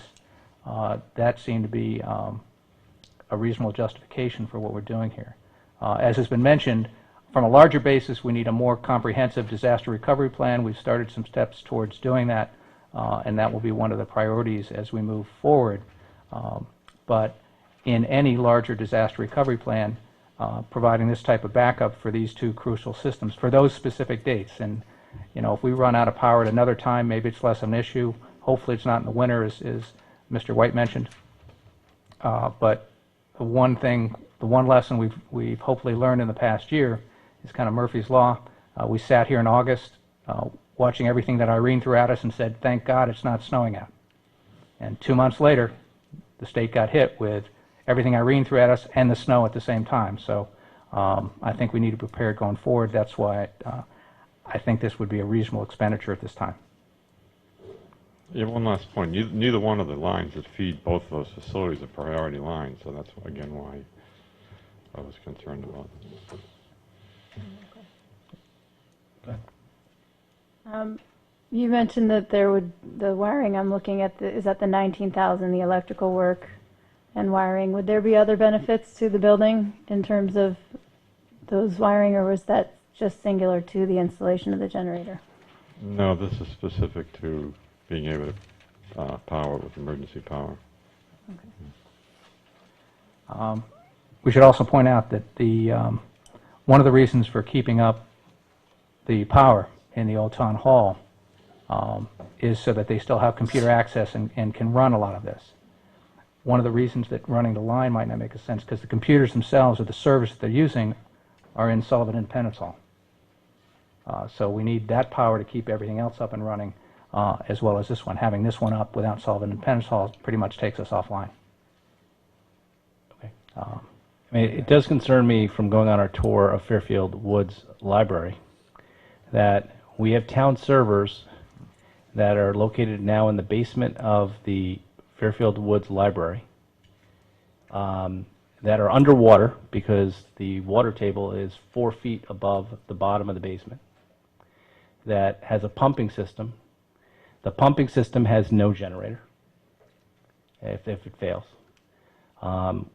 When the power went out for 4 days, they were out for 4 days, and that water was rising to the bottom of the layer and could have flooded the servers. There's no generator for the pumps or for the servers. And we seem to be, I think when I've heard some of the comments when I was towards the back of the room, another reason why we need to get this all set, because now we're buying another generator. It seems like the server should almost be closer there, even if they're located on the second floor. I think that the Fairfield Woods branch libraries has a generator going in this year. Yes. So we're that, moving on that this next month. okay, that will be taken care of. Your points, In which Mr. Walsh, budget? your points are all well taken, Yeah. and there's a lot of improvements we can make there, and we are making steps to do those. But the generator piece is already being solved. Otherwise, that would be the next priority. All right. Any further discussion? Just to clarify, it's not a full building generator, it's a building generator to handle the areas, critical areas that you mentioned. That's the servers and the sump pumps. Yes. And some emergency lighting so someone can get around. Get around down there. Okay. Any comments here before we go to public comment? And we have no more amendments making this, right? No. Okay. All right. Any public comment on the motion as a whole? Mr. Becker, I think you were looking for a time to make comment. This would fit.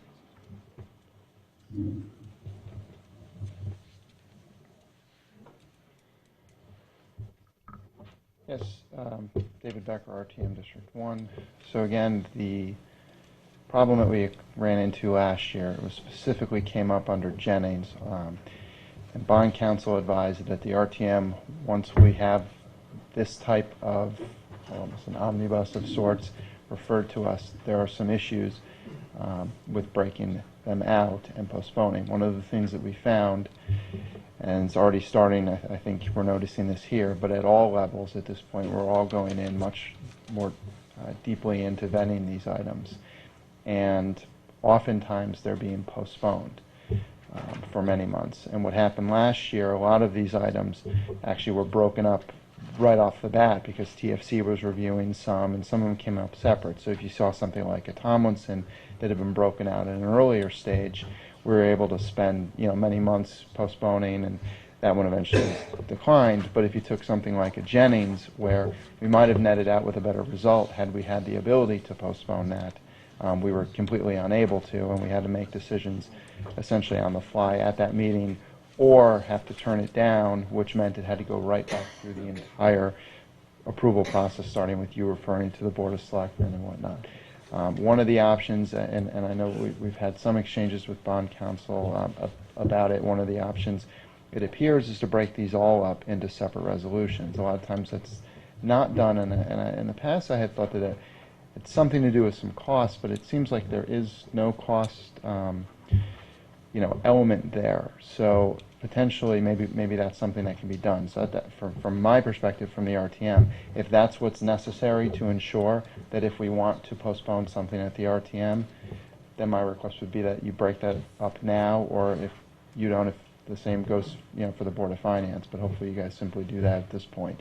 If you look through, there actually aren't as many items this year as sometimes there have been, so I don't think it's a tremendously difficult task. So, but my hope here is that we end up with a better result at the end, and that all the bodies be given the ability to properly vet each item and adjust as necessary, versus being handcuffed into the process at one level. So, and thank you. Any other comment from the public? Seeing none, back to the board. Any further comment from the board?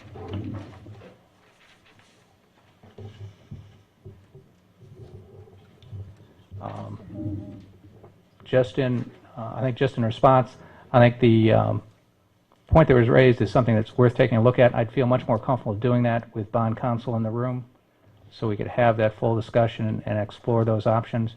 I think, and certainly as part of the building project review committee that we're doing, I think that would be a good topic and time to look at that too, to see if there's a better way to present these individual projects.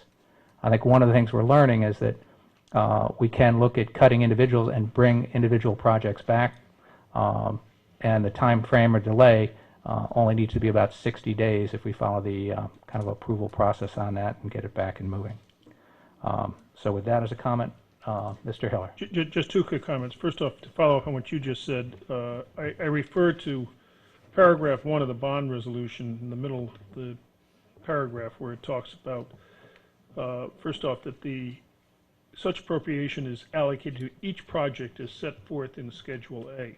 In my conversations with Ms. Kennelly and Mr. Stastrom this afternoon, that is critical language in this, and I think this was the intent of both this board, the Board of Finance, and the RTM, that be limited. And reading on, if any such project were to exceed that cost, it should require the approval of the Board of Selectmen, Board of Finance, and the RTM. So, I mean, that's really what this is, though it's what I referred to earlier as a kind of an omnibus resolution, as opposed to having 11 separate resolutions which would have to be acted on. This language, in the eyes of both Ms. Kennelly and Mr. Stastrom, addresses that.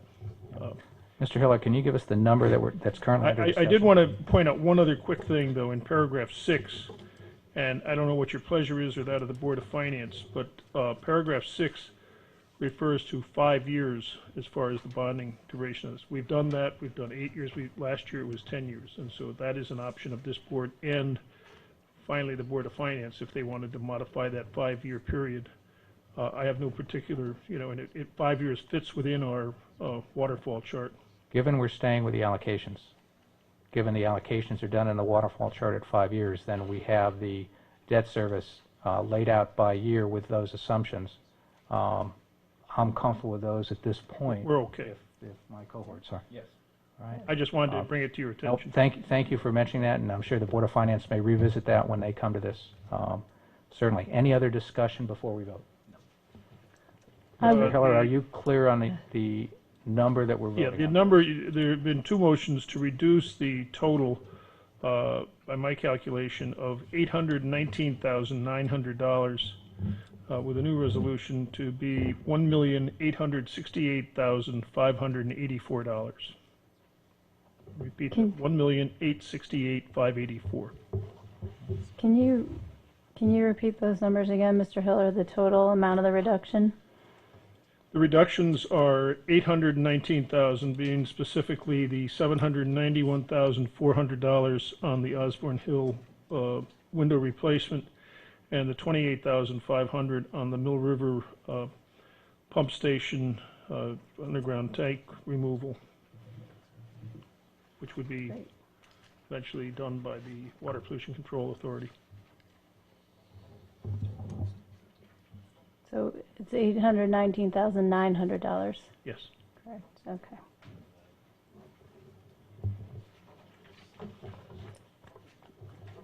And the total resolution, $1,868,000. 590. 590. Okay. 594. 580. 584. Are we sure? I think so. Okay. Is the board comfortable? Yes. Yes. You ready to vote? Yes. All in favor? Aye. Aye. All right. It passes unanimously. Thank you. I think our work on this is done. I have a motion to adjourn. So moved. Second. All in favor? Aye. Aye.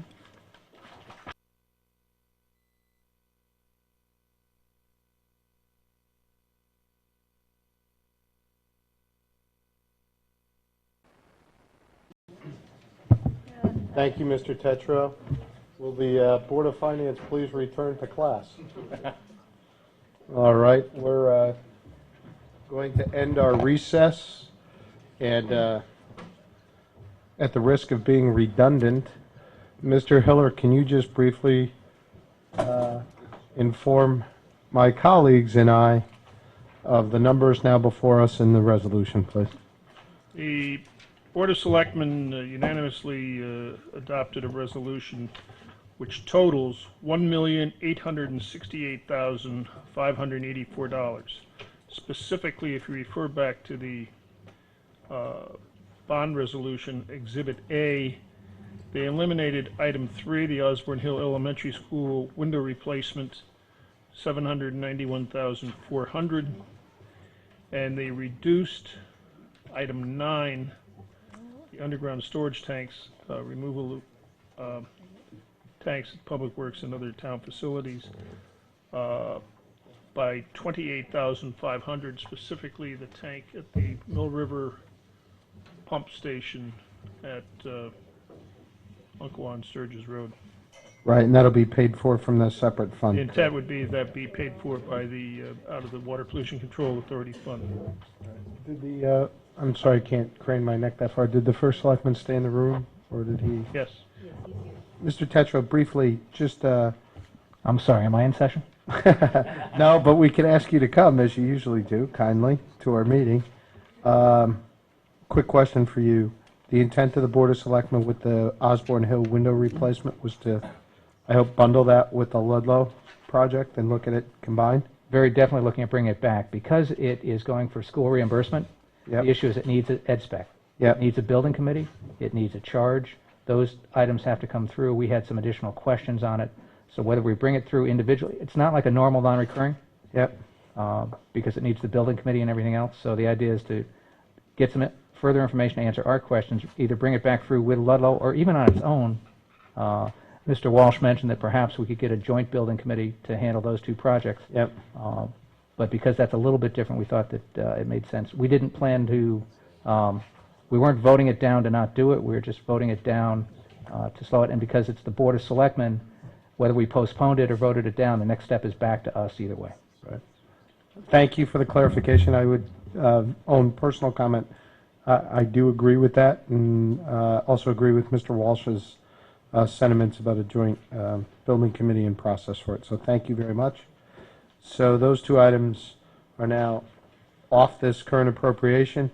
Mr. Hiller, please just walk the board briefly through the key provisions so that we're all aware, if you don't mind, and then I'll turn it over to questions, comments, and amendments from board members. I'm sorry. Key provisions of the bond resolution? Bond resolution, the key provisions of the bond resolution is paragraph 6, in which the funding would be 5 annual payments. That is, frankly, in keeping with what we had projected back at the capital planning workshop last September with bond payment and consistent with our waterfall for repayment. I will say in the past, actually last year, bond resolution, which was for a similar amount, what was a 10-year bond resolution, but Board of Selectmen and I am comfortable with the 5-year maturity. And all these projects' useful lives are well over that Yes, sir. 5-year period. Quick question, the waterfall model and this appropriation and the waterfall model are in sync, and those are both within the capital plan that we spoke of? Actually, and this, part of the discussion at the Board of Selectmen, we're really under that level Right. At this point, because that waterfall model contemplates a total of $3 million, $2 Right. million from the Board of Ed and $1 million from the town, so we're $1.1 million under that number. But in terms of our overall capital planning, we're within, Yes, with sir. all the other orders that all Yes, the sir. other appropriations we've done? Okay. Does anyone have any questions specific to the bond resolution? Any questions with the terms of the bond resolution before we can open it up for any look at the items themselves? Anybody have anything? Okay, seeing none. Anybody have any amendments to offer or comments to make on the items? We'll go to Mr. Bolito. Thank you, Mr. Chairman. At this time, I would like to propose a motion to reduce the overall amount by the amount of $102,300, that amount being related to the Old Town Hall emergency generator. Do we have a second to that motion? We have a second by Mr. Brachfeld. Okay, I'll open it to discussion from the board, and then I'll send it to the public. Mr. Stone. I'm opposed to that. One of the reasons we're doing the generator is it's almost like an insurance policy. We're putting in a dual burning burners in Dwight's school as an insurance policy in case we can't get oil or the gas line gets broken or something like that. The town hall has vital records. It's an older, it's a building that has to be preserved. If you have a power outage for any length of time, you could have pipes freezing, you could have basement flooded, you can have a tremendous amount of damage. And I think this is money well spent, and I'd be opposed to taking it out. Thank you, Mr. Stone. Any other comments from board members on this item? Go to Mr. Brachfeld. Hey, just to differ with my colleague to the right here, I don't think, at least I speak for myself, I'm not against the idea of using generators or some form of backup power to protect key buildings or facilities in the town. I guess my concern and the reason I seconded Mr. Bolito's motion was that I think that we can come forward with a more comprehensive program about how to go about this, what buildings are critical, what buildings aren't, and maybe if there are records in the old town hall that need to be preserved, maybe they don't belong in that building. Maybe they belong in a building where there's already a generator, or it's a newer building that's not as susceptible to damage. So I think much like what we're doing with the the school project that we just decided to defer until we could come up with a better strategy, I think that would be a good plan here. So I'm supporting Mr. Bolito's motion. Thank you, Mr. Brachfeld. Any other comments? We'll go back to Mr. Stone for counterpoint. Just to let you know, Mr. Brachfeld has a generator in his house. But I had to bring that up. Yeah. And now you won't be coming in the next power Party That's an old historic building, and it should be taken care of. And not to spend the money on a generator in this day and age when we've had several power outages, I think is foolish. It's a building that, you know, is a landmark of Fairfield. There's records in it, and if, you know, some of these power outages, we've been really lucky, but if one of these power outages happened in the dead of the winter, there could be significant damage that we'd have to come up with money to repair. So that's why I'd oppose taking that out of there. Thank you. Any other questions, comments on this item from board members, or Mr. Tetreau, please? Not to repeat, it just, was your board in the room when we had our discussion on that, the Board of Selectmen level on that? Yes. So everybody heard all the comments there? I can't speak for everybody, but many of us did, yes. Okay, I won't repeat them if you guys already heard them, but... I feel free. Paragraph. Yeah. All right. Feel free, Mr. Tetreau, that wasn't... Simply put, one of the things that we learned from the past storms, both in August and in October, is there certain key things. One of the things the rest of the state dealt with during the October storm was the ability not to hold elections.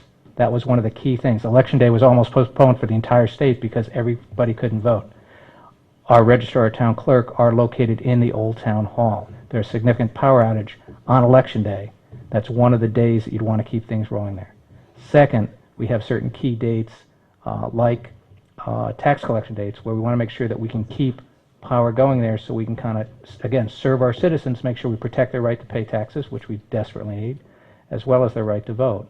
In addition, as Mr. White pointed out, if we lose power in the winter because this is an older structure, the insulation isn't quite up to the levels of modern buildings. It would get very cold there very fast, and it might prohibit us from doing work there on those days. So in the long run, this is an investment that protects us and protects our citizens in those key services. So I'd ask you to consider that, please. Thank you, Mr. Tetreau. Any other questions, comments from board members on this item? Okay, seeing none, we'll go to the public. Any questions or comments just on the amendment on taking the town hall generator, proposed generator, out of this appropriation? Seeing none, back to the board. So before us is an amendment to the to the appropriation to take out $102,300 for the Old Town Hall emergency generator. Mr. Hiller, help me out here. That would make the resolution's total dollar value what amount? It would reduce it by... It would reduce it by 102,300. $1,766,284. Thank you. So we are voting on the amendment to take out the 102,300. All in favor of the amendment to take this out of the appropriation? Those opposed? 1, 2, 3. Okay, the motion passes. What was the count on that? 4 to 3. Thank you. How does that happen? Is there an abstention? Okay. So, all in favor? Opposed? Abstentions? There we go. I'm glad my math did not fail me. Okay. So now before us is the amended resolution appropriating $1,766,284 for the cost of certain non-recurring capital projects and authorizing the issuance of bonds to such appropriation. The appropriations or the projects are enumerated in Exhibit A, with the exception of it is taking out the Osborne Hill windows, taking out $28,500 for the removal of the underground storage tank at the Mill River facility, thank you, and taking out the Old Town Hall emergency generator for $102,300. That appropriation is now before us. Any other questions, comments, concerns from board members? Seeing none, I'm going to call for a vote on this item. All in favor of the appropriation? Those opposed? Abstentions? Unanimous. Okay, we're done with that item. Thank you very much, everybody. Okay, now we move on to the operating item, the operating budget. Before we do, though, I do want to say a public thank you to the Board of Education, to the board chair, and to the superintendent of schools. They were kind enough to move up their meeting tonight and hold it at 6 o'clock in deference to the start time of our meeting, and so that they could have staff here to address any of our concerns with their budget and or their capital projects. And we do greatly appreciate that and thank them, as well as thank them for all the time and attention that they give throughout the year to their financial matters. So thank you very much. So with that, we'll move on to a presentation from the fiscal officer on the revenue projections for the fiscal year 2013 budget. We've all received a budget book, and within that book, I want to turn to page 15, I believe. Thank you, Mr. Polito. And I want to pause for a second. Mr. Tetreau, do you need to bring the Board of Selectmen back into session or anything on this? I think as long as, We went to recess, right? We went to recess. Okay. So are we unrecessed? Can I have a motion to unrecess? So moved. Second? All in favor? Aye. Without any discussion, we're back in business. Thank you, sir. I appreciate it. All right, and everyone, we have this elongated table tonight, and sometimes with some big heads, it's tough for me to see around. So, I will respond to "Hey, you" or the like. So please, just let me know. Thank you. All right. So let's go forth. Mr. Hiller, the floor is yours. Thank you. Thank you, Mr. Chairman. I think it's easiest if we start on page 16. Well, maybe 15. 15, there's one highlight I would like to point out. And that is the fact that on the local taxation, we anticipate raising just under $247 million by local taxation, and that figure is approximately 91% of our total budget. As I've said before, for those in the business world, that's a bad business model when you take in 91% of your revenue on one line, but we're stuck with that business model, and we've been increasing that number for some time. On page 16, and I'll try to, and if there are questions from the board, please don't hesitate to jump in. After we get to that, the second line, which is prior year's levy, we've increased that by 3.2%. The rationale behind that number is that the tax levy in the current year is up 3.2% over the prior year. Just as an example, and I did pass out to the board the year-to-date numbers. As I've said before, these numbers hopefully by next month, and we think we're going to be able to convert fully to the new system on Friday for tax collection, so we'll be going live into Munis on this. But we've collected through yesterday $1,450,000 in prior year taxes. So we are running at a good pace on that, and I feel comfortable barring this year's number going way up, which would be good news, that we would be able to achieve last year's numbers. As you can see, we've had that number last year. We will probably, hopefully, exceed that number this year, and I think that number is safe. Same thing on interest, up 3.2% on the theory that the tax levy is up 3.2%, and we can carry that forward. I will attempt, unless people have major questions on some of the smaller lines, to limit the discussion to the larger categories. We've, going down on page 16 towards the bottom of the page, we have reduced the building permit line by $250,000. As you can see, both on the, in tracking this year's number, we're significantly below target. We have not hit the $1.2 million in the prior 2 years. We've been just under that in the prior 2 years.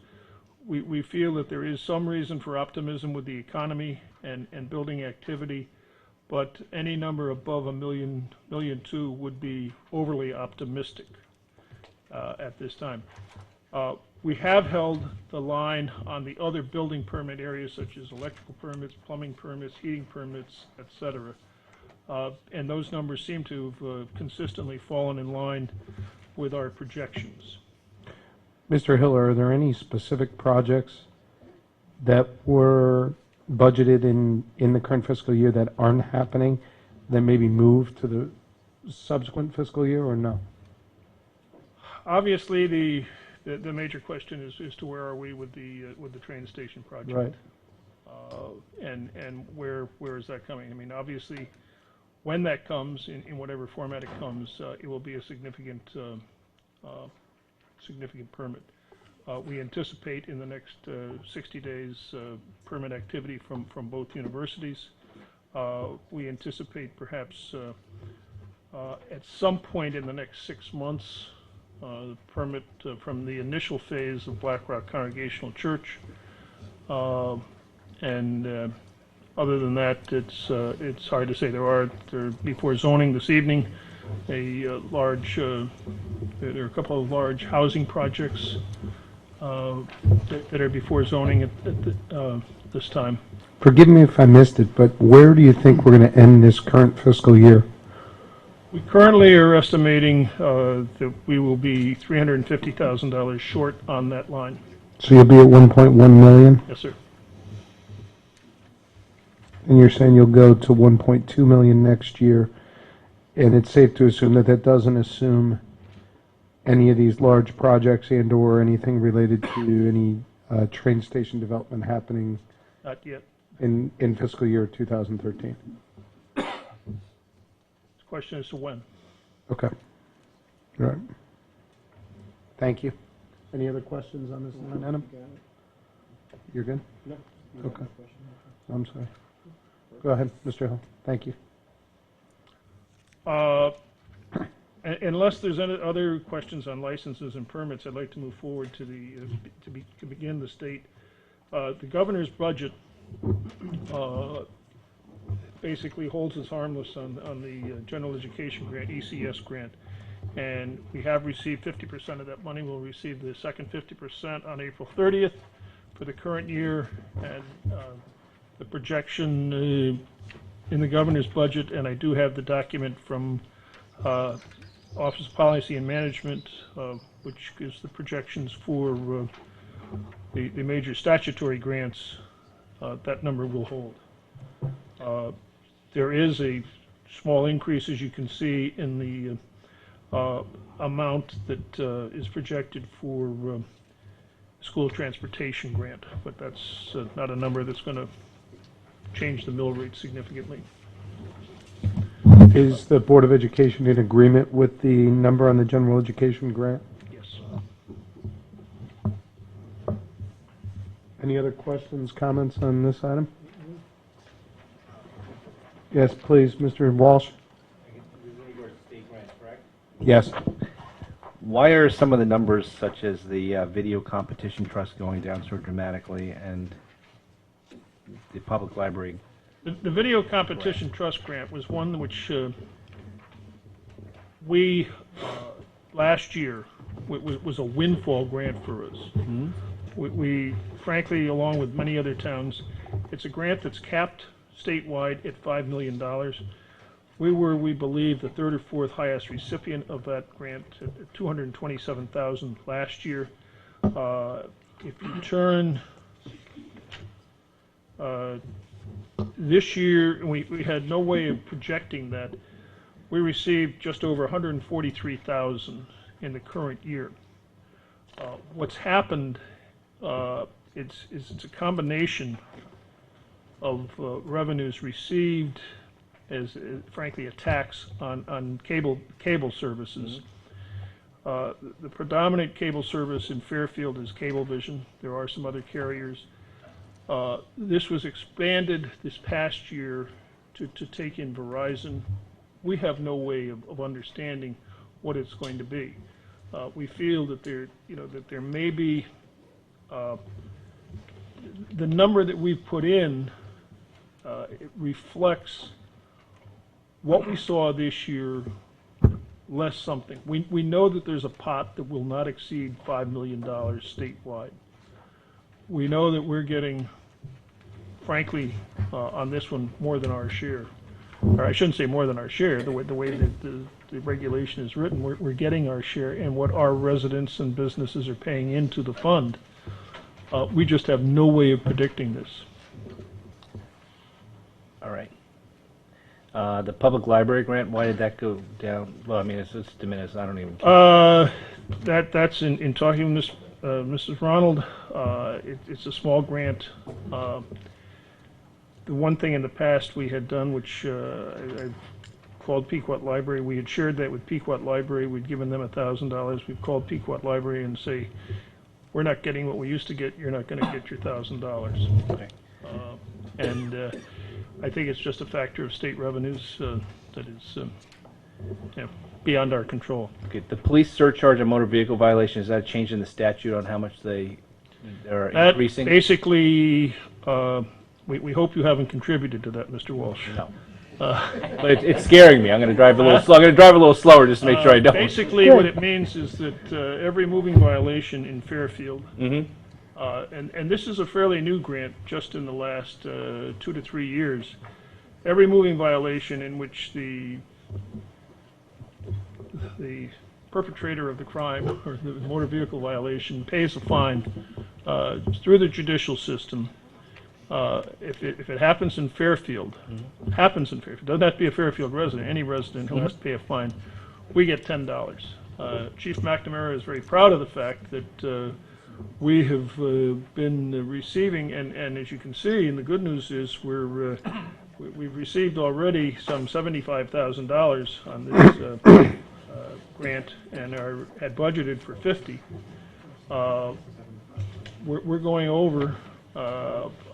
I feel if the police activity continues, that there's some, that the $80,000 estimate could potentially be raised a little bit, but it's at the expense of various motorists. So is that to say that our enforcement's going up by 60%? Yeah. Quite dramatic. Okay, we could talk that with the chief later on, I guess. Because it really, the thing you have to realize, we're getting a flat fee for every violation. Yeah. We're getting $10 whether it's a $40 fine or a $240 fine. We're getting $10. And so this is really just on a sheer count of violations, as I understand it. Again, it's a reasonably new grant. And because of good enforcement of the motor vehicle laws and regulations, we're getting some good money. Okay, and the in lieu of taxes on boats, was that just a change in the legislation that's going to cause us to lose the $61,000? That happened last year. The governor Governor Rell initially eliminated it a couple of years without notice. We've gotten varying amounts on that. On the boat tax. As you can see, at one point it was half back in fiscal 10, and it went to 80%. We had estimated this year that we'd get what we got last year. We're going to get 0 this year, and so we have a shortfall there in the current year,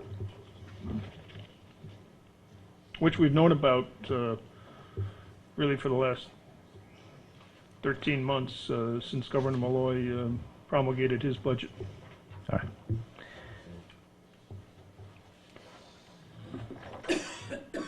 I might add there's some minor changes on the major statutory grants. that are, for the most part, positive from what we had originally estimated. We perhaps add, particularly on the local capital improvement grant, I can get to the right page here. 18. Which is in at 351,992. The governor's budget shows 368,430 for next year.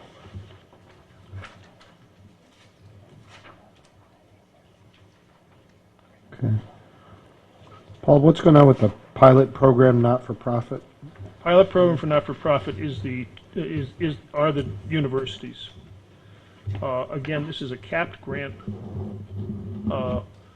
We are the 8th largest recipient in the state of this grant.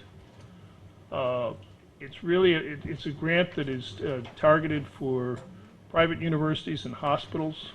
What's really been happening is that the hospitals are building very fast. That there's been a lot of hospital construction activity, and a couple of the other universities are building fast. A couple of the other private universities, specifically Yale and Wesleyan, have been building faster than we have. And also the city of West Haven, when Yale picked up the Bayer facility, city of West Haven, which also has University of New Haven, moved from 8th place to 7th. We traded places with the city of West Haven. And so that, again, it's a capped grant that's capped at $115 million annually, and it's a percentage of the assessed value of that. It's probably now down to a factor of about 50% of the assessed value on both universities that we're getting. It also is a factor as to when some of the big recipients of that have done a reval. You can track it a little bit there. The biggest recipient on this is obviously the city of New Haven. They have a small university up there that is a big contributor to that. Okay. Any other questions, comments, concerns on state grants other than education? I would point out one in which, and we go final on, we did just get yesterday the nitrogen removal credit. Our original estimate, which is consistent with what we got this current year, we're high on this one. We found out yesterday from the Department of Energy and Environmental Protection what that grant's going to be for the coming year, and we're going to have to lower that estimate by roughly $27,500, which will be a negative hit there. Was there a reason for that? A wet spring, and Mr. White can address it better than I can, but our nitrogen removal, because of the heavy inflow of water into the system, this is the major problem. We didn't take out as much nitrogen. We're still probably one of the top 10 or 15 in the state on this as far as receiving money back under the program. Thank you. Mr. Tetreau?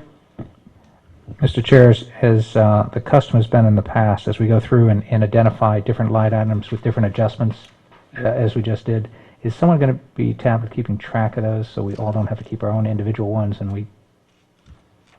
Yeah, I actually have a tally going, and I think, Mr. Hiller, you should keep a tally as well. All right, and I think Ms. Gardner would generally do that too, so we've got 3 points of reference there. You too. All right, thank you. Sure. Go ahead. Any other questions, comments on state grants other than education? Seeing none, let's move in charges for services. And Mr. Hiller, let's get right to conveyance, because I know that's one that we always talk about. Can we talk about that briefly, and then we move on? Big number here is obviously conveyance tax. I spoke with the town clerk earlier today. Through yesterday, the figure year to date and is $807,000 that we've received. Obviously, just shy of 2/3 of the way through the year.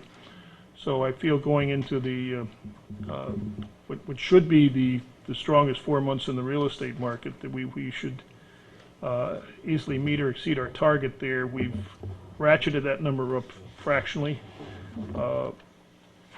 You know, I point out the fact that back in 2006, 2007, this number exceeded $2 million.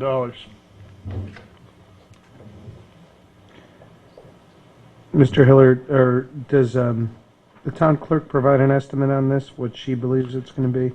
Town clerk originally had an estimate when the first selectman and Mrs. Gardner and I met with her that was below current year levels, and we told her we weren't accepting that figure. Okay. Yes, Mr. Walsh. If you look at where we are to date, though, one of the major reasons we're at that point to date is the $60 million sale of the Whole Foods property, which brought in how much revenue in one day? Roughly 145,000. I mean, we'd be significantly below projections without that. You're correct, Mr. Walsh. I think the point being is that at what point, you know, and I think this is, you know, an argument that one could make, you know, at what there are other commercial properties that could transfer. You know, that is obviously the largest transfer that we've had in the history of this town. Save for an internal... You're not helping your case. Save for an internal, I think, tax trade that GE did a few years ago when they sold, because NBC actually owns one of the buildings up there. And so I think that was more of a tax play that GE did. Save for that transaction, this was the largest transaction in the history of the town. You know, I think that, you know, you've got to look at it. What's the regional activity going to be as far as real estate is concerned? What's going to be the regional activity is, you know, what is the train station going to bring on as far as activity in that quadrant of town, as far as increased real estate activity? Mr. Chair, if I might? Yes, Mr. Tetreau. I think that the real question here is if we're at, especially when you look at the seasonal swings in conveyance tax and home sales, if we're sitting here just coming off the middle of winter and we're 2/3 of the way through the year and we're at 2/3 of our target, and our target is not seasonal, that's just an even spread, then you could argue that we're well ahead of where we should be. And to Mr. Walsh's point, we should be well ahead because we did have a large commercial sale as part of that. So we would expect to end up well above the target. I think that we've talked on and off about, over the years, about getting some more seasonality into these estimates. And I think this is one of the cases for some of the larger numbers where it would help us to go back and build a seasonal cycle so we kind of know at 2/3 of the way through the year, should we be at 50% of the conveyance tax, 60% of the conveyance tax? So we kind of know what to expect from late in the year. Following up on that point, Mr. Hiller, I don't know if you have this, or Mrs. Gardner, if you have this. Where were we at this time last year? Yeah, it'd be a good follow-up point to see what percentage had we booked at this same time last year, and apply that to come to where we towards year end this yeah. year. Right. Yeah. Because it does on the face of it. If the 1.2 holds this year, which maybe it won't, maybe it'll be 1.3. Because of this extra 100, but if the 1.2 holds this year, you're looking at an increase of upwards of 4%. You're looking closer to 5%. If you back out that $100,000, so that might be a more aggressive increase. To Mr. Walsh's point, if it doesn't come about again, so I think we should follow up on that item. Yeah, Mr. Stone. Just from my own observation, I'm pretty comfortable with that figure, and real estate has really, it's getting pretty busy right now, which is much earlier than it usually does. So I have no problem with the figure, and I think we're going to be pleasantly surprised. The only problem, the one problem is obviously prices are still down, so that affects it too. Mr. Stone has had a couple of good months. And yet he doesn't have a generator. Yeah.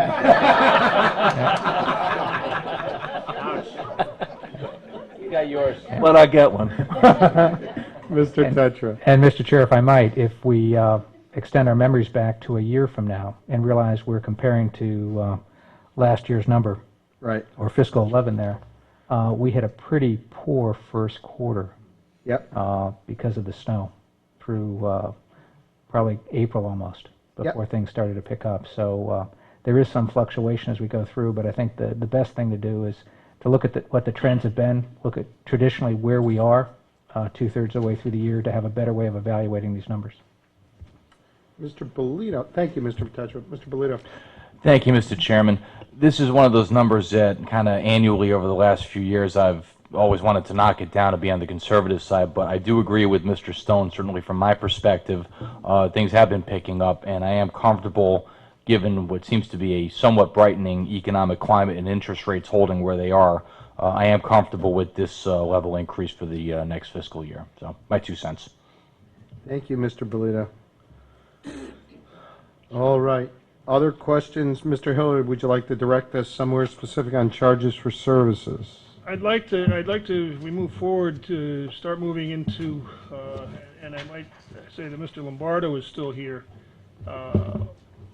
All of the figures that have been presented on pages 20 and 21 relating to Parks Department, Recreation, and the golf courses are Mr. Lombardo. He's the guilty party here, so he's here to defend himself. Run up, Mr. Come up here Lombardo. All right. Questions, comments from board members? Mr. Lombardo. I'll go if I don't see. I was a little surprised, and I did not go back yet to take a look at, but Penfield, in terms of the locker rental and those things, what were our expectations when we rebuilt as to what the what would happen in revenue there? Because we seem to be going down over the current year estimate for both seasonal and day lockers or programs were staying flat in recreation. Penfield seasonal lockers were going down by not a lot of money, $6,000, but what's the reason there? I didn't leave it. Yeah, no, I know.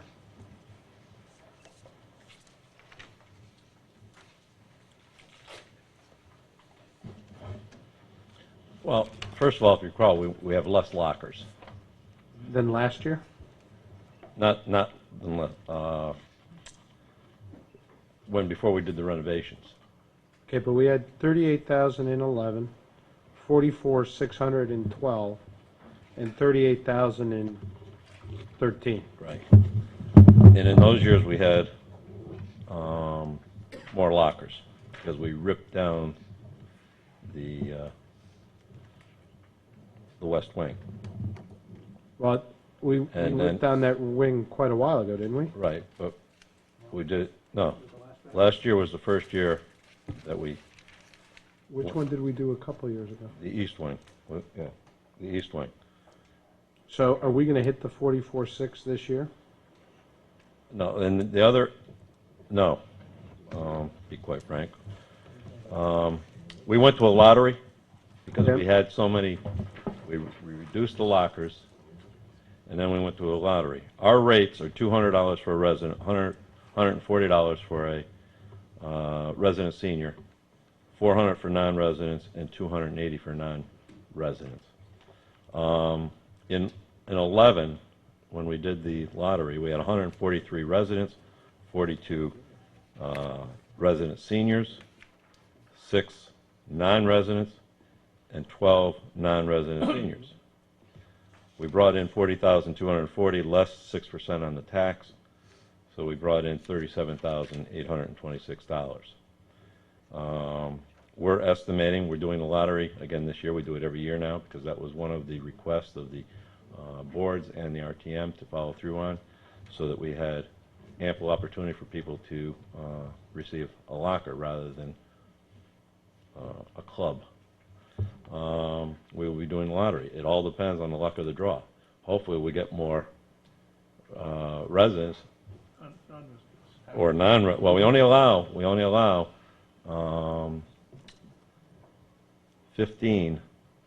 10 or 15 non-resident total lockers. And that was another request that by the RTM and the boards, that we don't give out too many non-residents, but we have to give out lockers to non-residents.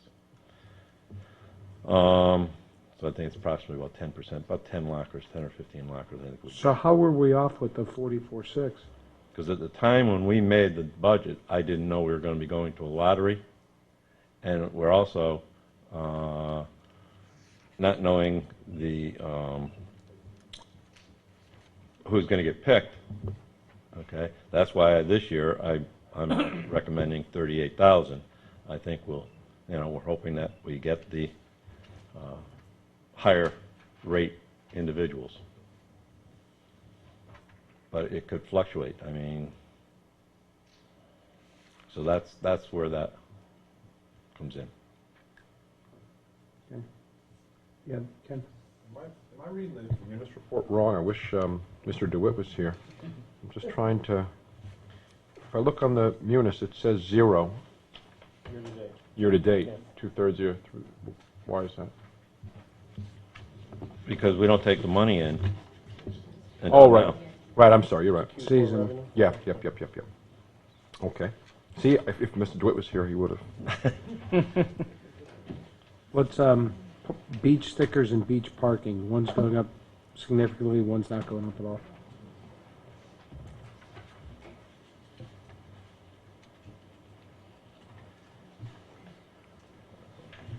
Beach stickers.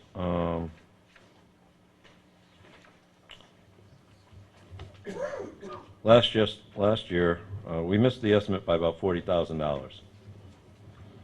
This year and next year, we estimate an additional $40,000 due to the charging of seniors $10 per car for their stickers. We charge $20 for residents. We have approximately 8,000 senior cars, and we estimate that at least half of the asking for stickers and possibly half just taking the free Penfield sticker.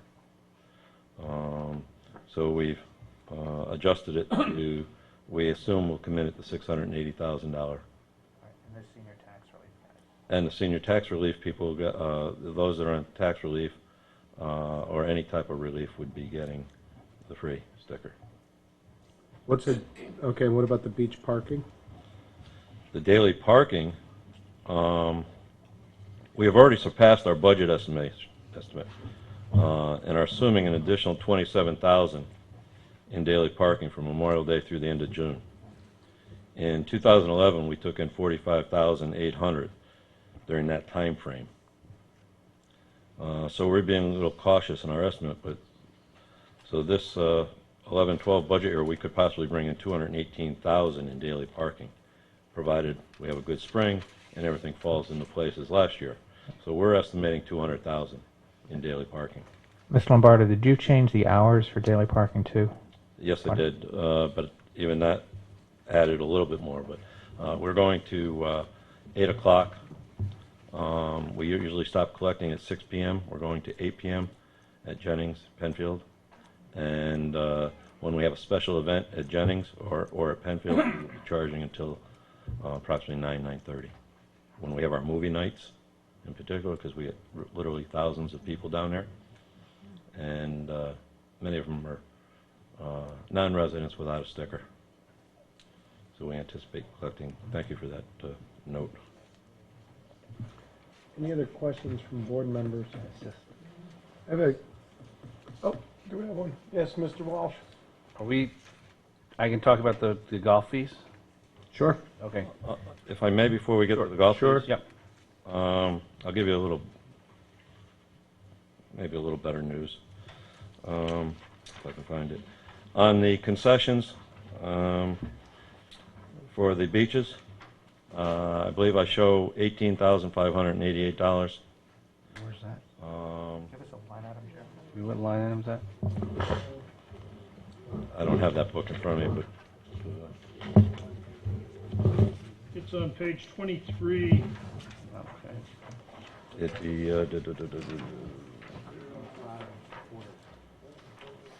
18,000, where is it? Yeah, so it's line item, Park Department concessions. Yeah, 42,474. That number can be raised by $7,012 to $25,600. We just opened the new bids for those facilities. And if I may just go back to recreation.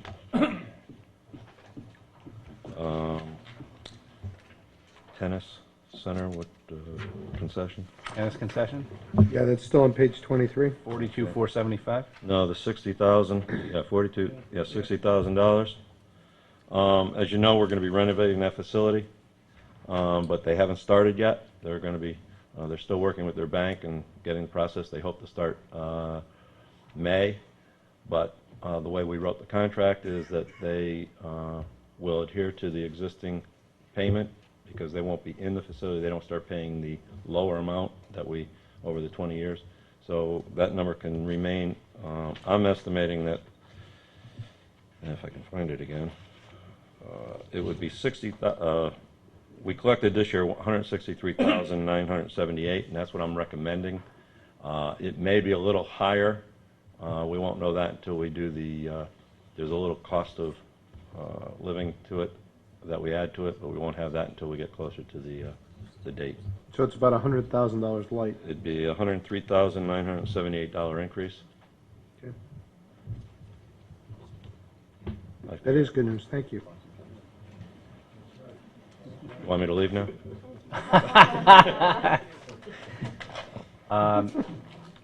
In regards to the golf income, obviously there was a ton of rain last year. So it appears as though you had budgeted that the revenue would be $1,055,000 and that we're currently at 500. Am I reading this right? We're at $555,130 to date? Yeah, I don't have that number, but yes. All right. Based on what you normally make in the spring, is there any estimate on how light you're anticipating to be for the year? And that's on our green fees, I believe, right? Yeah, I think it's the green fees, just the golf fees. Well, just to give you, obviously it was a very rainy year, and obviously our outdoor facilities got hurt revenue-wise. In 2011, we had 10 inches of rain, just so you know. We budgeted 1,055. We are revising the estimate tonight.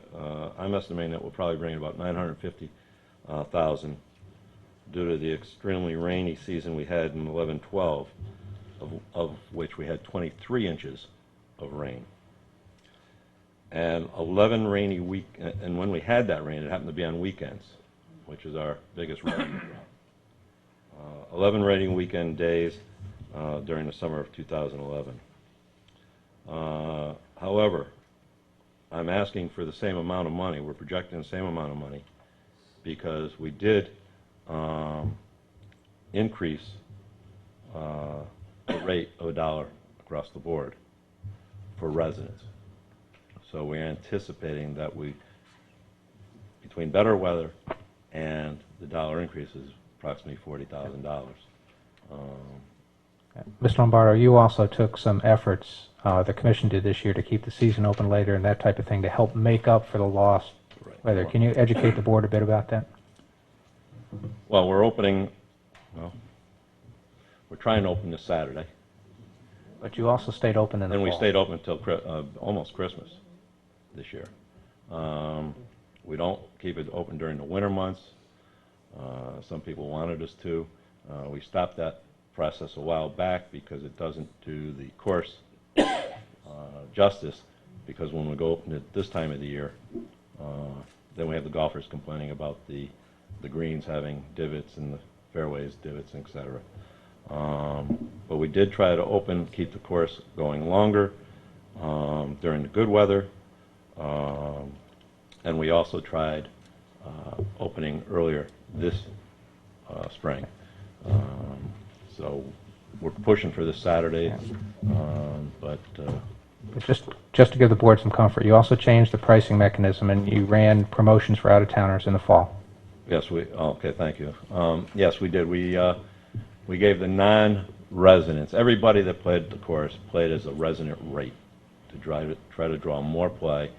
People that haven't played the course in the past, and maybe have them come back this year as a full-paying non-resident.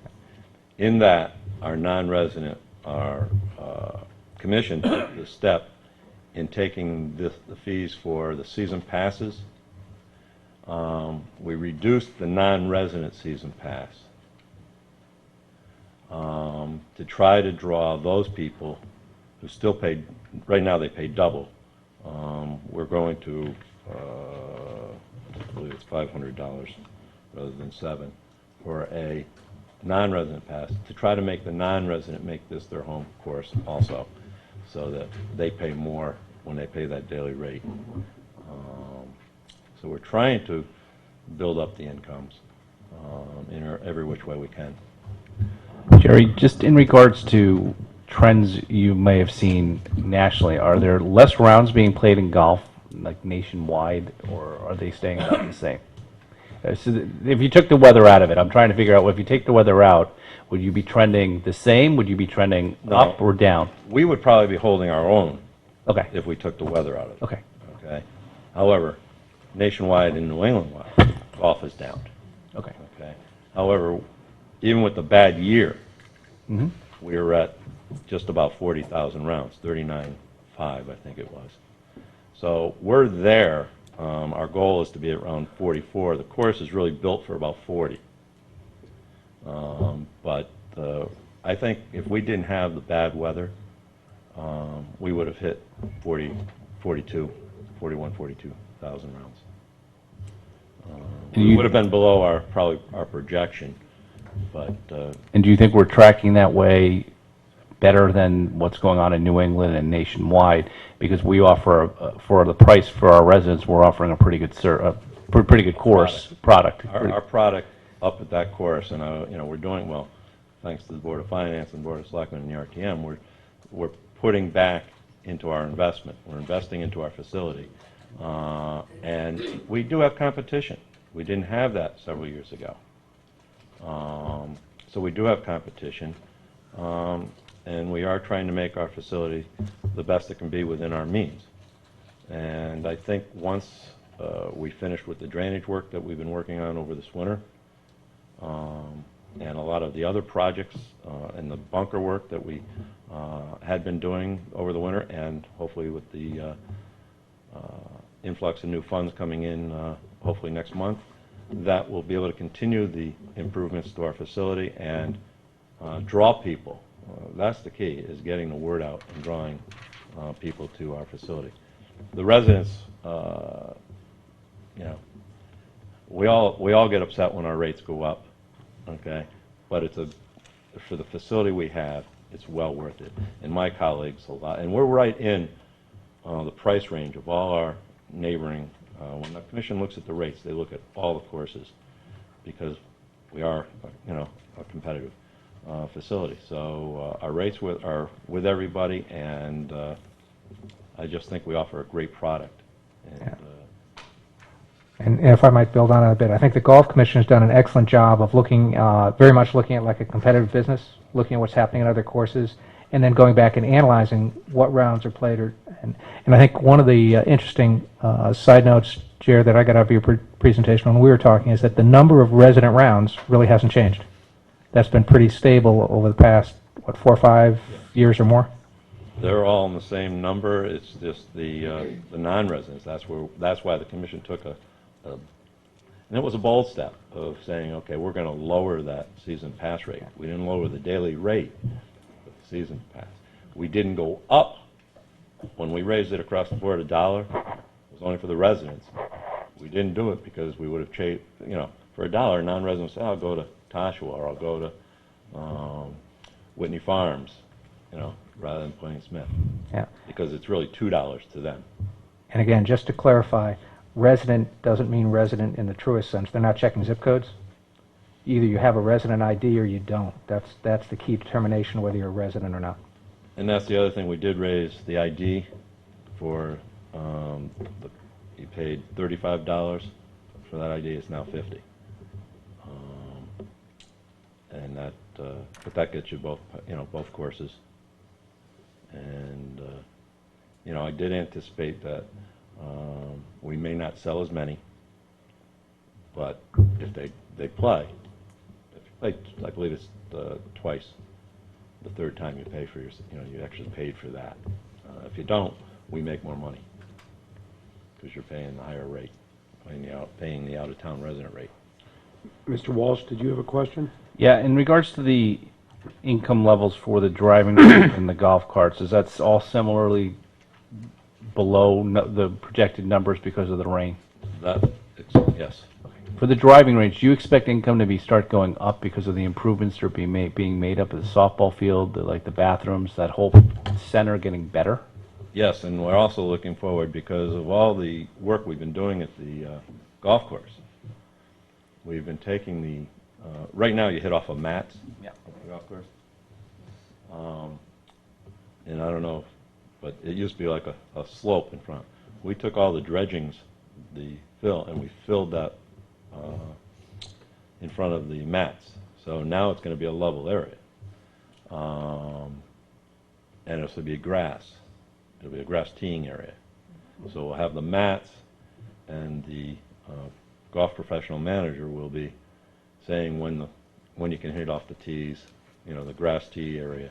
So once we get that going and we start marketing that, getting the word out, and it'll spread. People would prefer hit off grass tee areas than mats. So we're hoping that will raise our thing. We're also hoping once the softball field opens up, that the parents that are going, or the grandparents that are going to watch the game, may take a hike because it's going to be right next to it. And they'll hit a bucket of balls while the little ones are playing ball. So yes, we do see. The stands will be empty. We foresee it. Yeah. Well, of course, at least the with driving range dads. will be full. So yes, I mean that's our goal.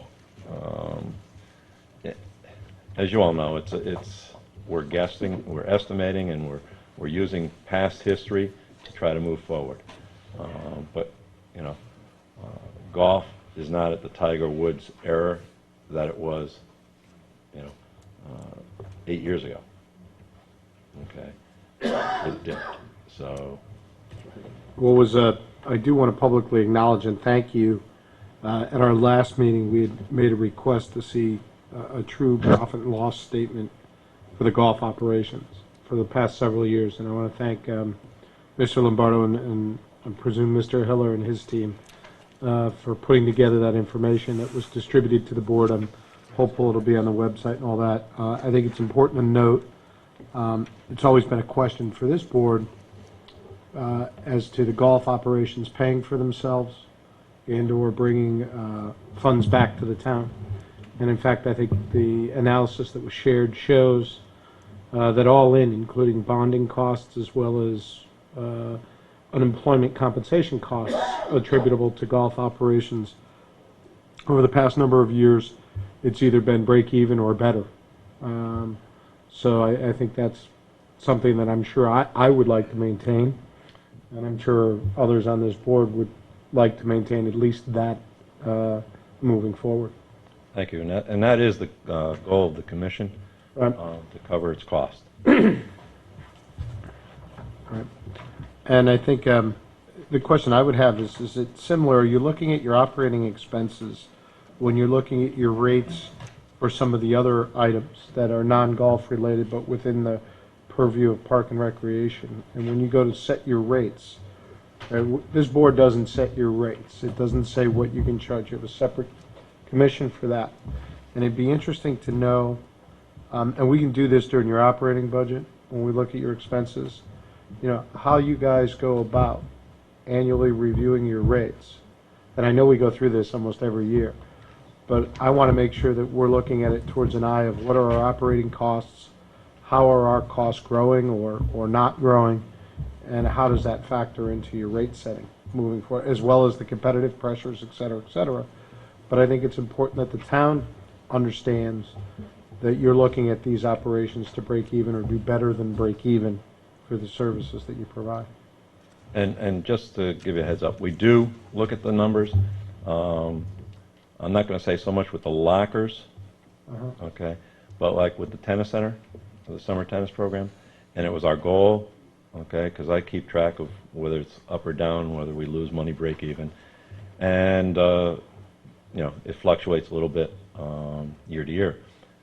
It was our goal, my goal, to have the commission raise the rates this coming season, but because I knew construction was going to begin, I didn't want to interfere with the tennis people during the summer, raise their rates, and then have constructions. But so just to give you a heads up, we do look at them, and I do recommend to the commission time to time to raise. It'd be great to look at it on a program-by-program basis and see that, just so that we know what's going on. So thank you. Are there any other questions on charges for services? Anybody? No. Mary, please, Mr. Leclerc. I just wanted to ask the town dump scale weigh-in. We're increasing that number. And I guess my question is, are we still collecting the same amount of garbage? Is that what this is? And because of like the one-step recycling? Solid waste, all the numbers on solid waste are based on taking in 36,000 tons over the course of the year. We are tracking at this point this year, I haven't seen the January figures yet, but for 6 months we were at like 17,900, which would annualize out to the 36,000 tons. And so all of these figures are a factor of the historical information that we get, the split that we get between residential and commercial, and also the other big line there, 10 lines down from that, is the facility use charge of $342,500. That's the $5 that most residents pay. Obviously, there's also a senior citizen rate on that for those who qualify. And excuse me, that number we feel comfortable with. But again, the key number is 36,000 tons, which is down from where we were 5 years ago. And again, that's an economic indicator too. We were up as high as about 44,000 tons back around 2005. Does that answer your question? Yeah, I guess. We all set? Yeah. Okay. Any other questions, comments on charges for services? Seeing none, we'll go to miscellaneous. Miscellaneous is just really, and sometimes it gets confusing here. Rather than splitting up each little account, we just dump the revenue line. It probably should just have one single line of $250,000. It's just basically flat. It's where we place it. Does anybody have any questions on those? Seeing none, let's go to fines.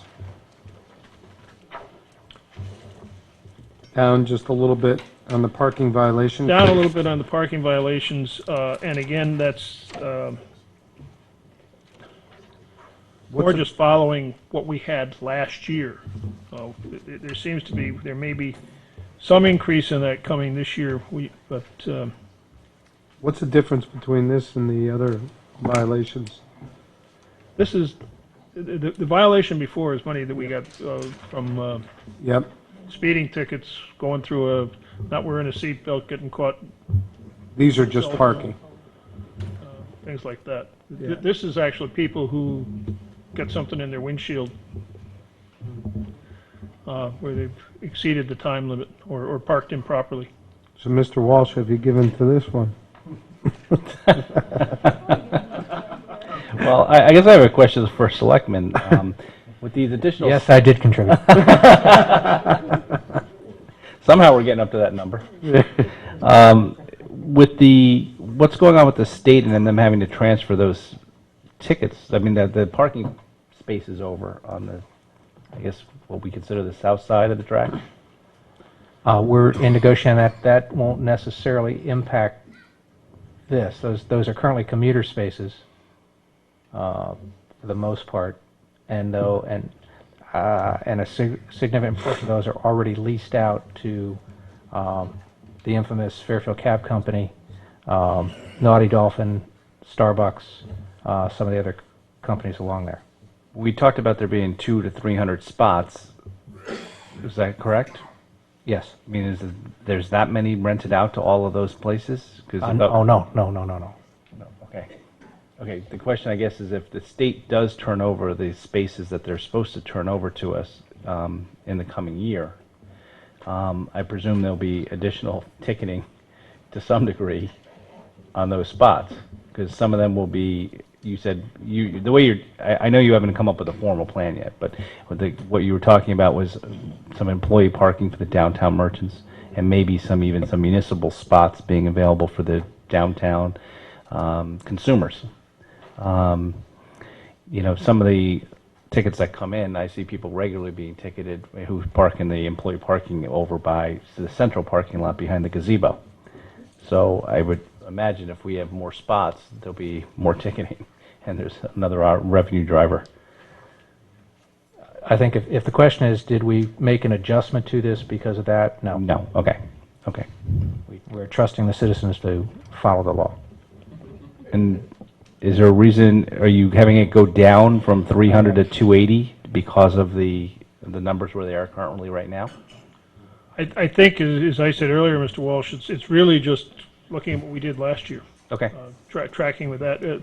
Really looking at what we've consistently done, not consistently, but we haven't been over 280 in fiscal 9, 10, and 11.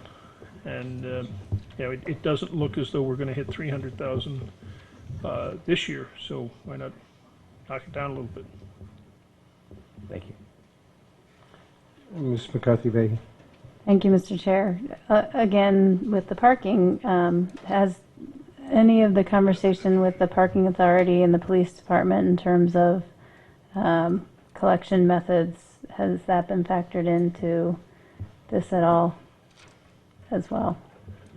And I know that the parking authority and the police department have had some conversation. I know that there's not a definitive plan in place, but in terms of collection methods, and was that a part of this factoring?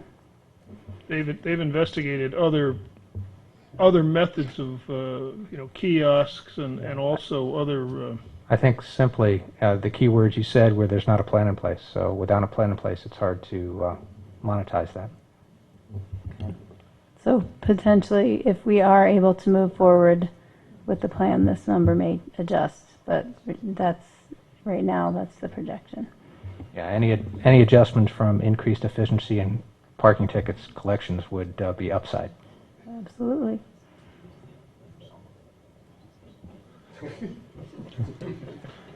Mr. Tetreau, I just want to point out... Mr. Flynn, your license plate number again, please. Yeah. I just want to point out that our side of the room has stayed intact, and you seem to be losing your side. You're scaring the crowd. They're going to have to move their cars. And we have donuts on this side. Those are Board of Finance donuts. Very good. I will note that Mr. Mayor moved from the front row to the back, so I'd be careful there. Buy the donuts. I saw that move. All right. Any other questions on the fines? It's getting late. No, go. Seeing none, we'll go on the interest on investments, which I want to comment. Thank you for the counter income line this year, which represents the fees, the management fees related to these investments. So that was a change we asked for, and we appreciate that being made. But let's discuss this item. I know, Mr. Brachfeld, do you have anything? Well, I have some questions, but why don't we let Paul actually... Sure. Really what it is, it's most of the investments that we currently hold are in, and this board had discussions last fall on this, is where we liquidated the portfolio that we had in mortgage-backed securities. We do hold paper in government agencies and municipal and state securities, bonds of other neighboring and far neighboring municipalities and states, all within the statute from the state of Connecticut. The maturities on most of those stagger from 2013 up to 2016, and it is a compilation of that. It's a compilation of the CDs that we hold in local banks, some CDs in national banks, in a CEDARS program, a limited amount of money there. And some of the banks have started to pay a little bit more in money market funds. These are some of the international banks that are headquartered here, but that have branch offices here in Fairfield, and also some of the local banks. And so we've been able to take advantage of offerings that have come forward there. This is obviously an area which has had a lot of discussion by this board and the administration over the last 4 years. The good news is we borrow money at exceedingly low rates. The bad news is we invest money at exceedingly low rates, and have not made target on this line for quite some time. I think that we've made a realistic reduction in what we think we can achieve on this line.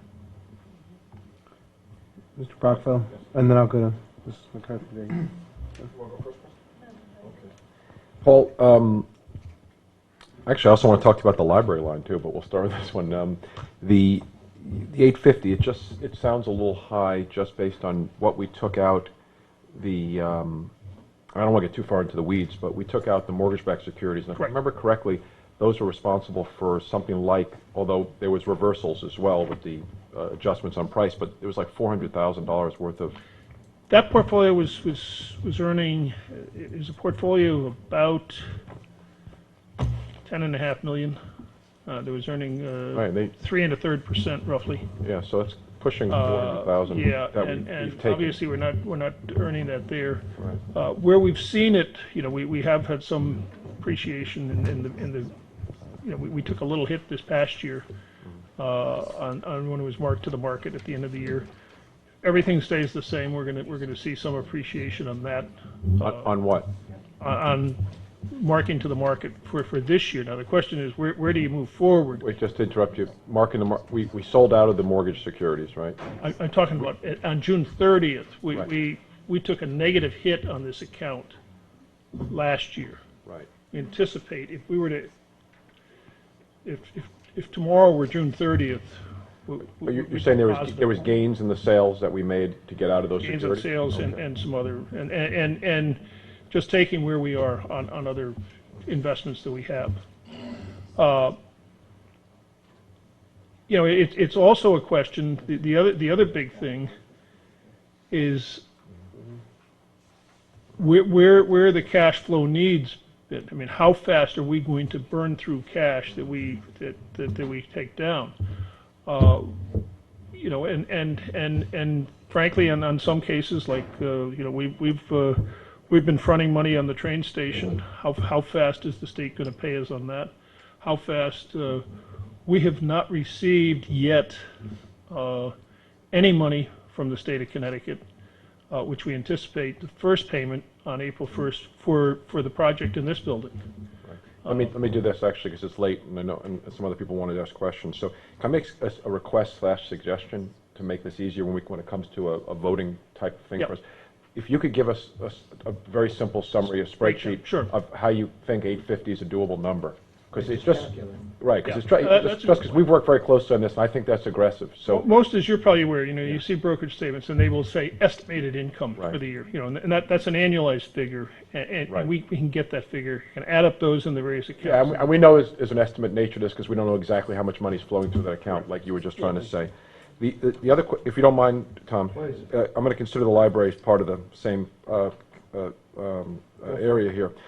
Paul, it's not as big a number, but it's not nothing. How do you guys come up with a increase of almost $18,000 on the invested funds in the library? That is an agreement that was struck between the library trustees and this board in 2002. and that's when the library trustees agreed to pay the debt service on $1.75 million of debt. And there's a schedule. They have invested funds. The money that you see to date, Right. if you look at the year's money to date, $14,600 that's come in. That's investment income, primarily dividend income. They have two funds. They have a Jennings fund and they have a memorial fund. The Jennings fund has a market value of roughly $900,000. These are the dividends. We are precluded from selling any principal in that fund. We do not reinvest the dividends. We take those dividends as payments. We take those dividends as income to meet the obligation that the trustees signed on to some 10 years ago for this debt repayment. The balance of this amount is part of, and what's happened is when we signed on to this agreement 10 years ago, we used the 150 rule on the debt service, and so now this is the time when it starts ramping up a little bit. They went down, and the intent was, they had a trust fund of, at that time, roughly $3 million. The good news is they now have a trust fund after making payments for 9 years of about $3.25 million. So they Payments to reduce the made debt. payments to the town Right. for the debt service on that $1.75 million. There's a schedule which I can share with you, which runs out in 2022 or something like that. So it's a yearly increase that they're supposed to pay out? Well, it's gone down. The current year is the low year. It starts ramping up now a little bit. So the answer, to make it easier for Yeah. the board, the answer to the question, it sounds to me, is that this is not related to an expectation of an increase in No. investment returns. This This has to do with a is- formula that's. It's a schedule which they accepted, or a prior group of trustees accepted, which we're mutually parties to, and so if there's an exact number in all of these numbers, this is it. Thank you. It's probably the only 100% exact number to the penny. Mr. Brachfeld, are you all set? All set. Mrs. McCarthy. Thank you, Mr. Chairman. Mr. Hiller, if I'm looking at this correctly so far, the year-to-date number on this, the interest and investment income as of today, is the $341,835 at 34%. So, what's your thought about this year? Our estimate is right now, Ms. Bossy and myself have gone through this. We've estimated $900,000 on this. That we'll be $100,000 short on this number. That's everything in with the accrual.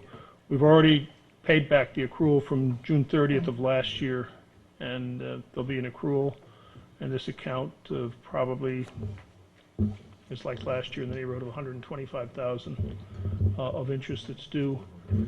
And it's really a question as to when most municipal and federal bonds are paid on a semi-annual basis, and it really is to when this money rolls in. And so we're still feeling that we can, not that we're going to reach the $1 million, but that we're going to reach roughly $900,000. Okay, thank you.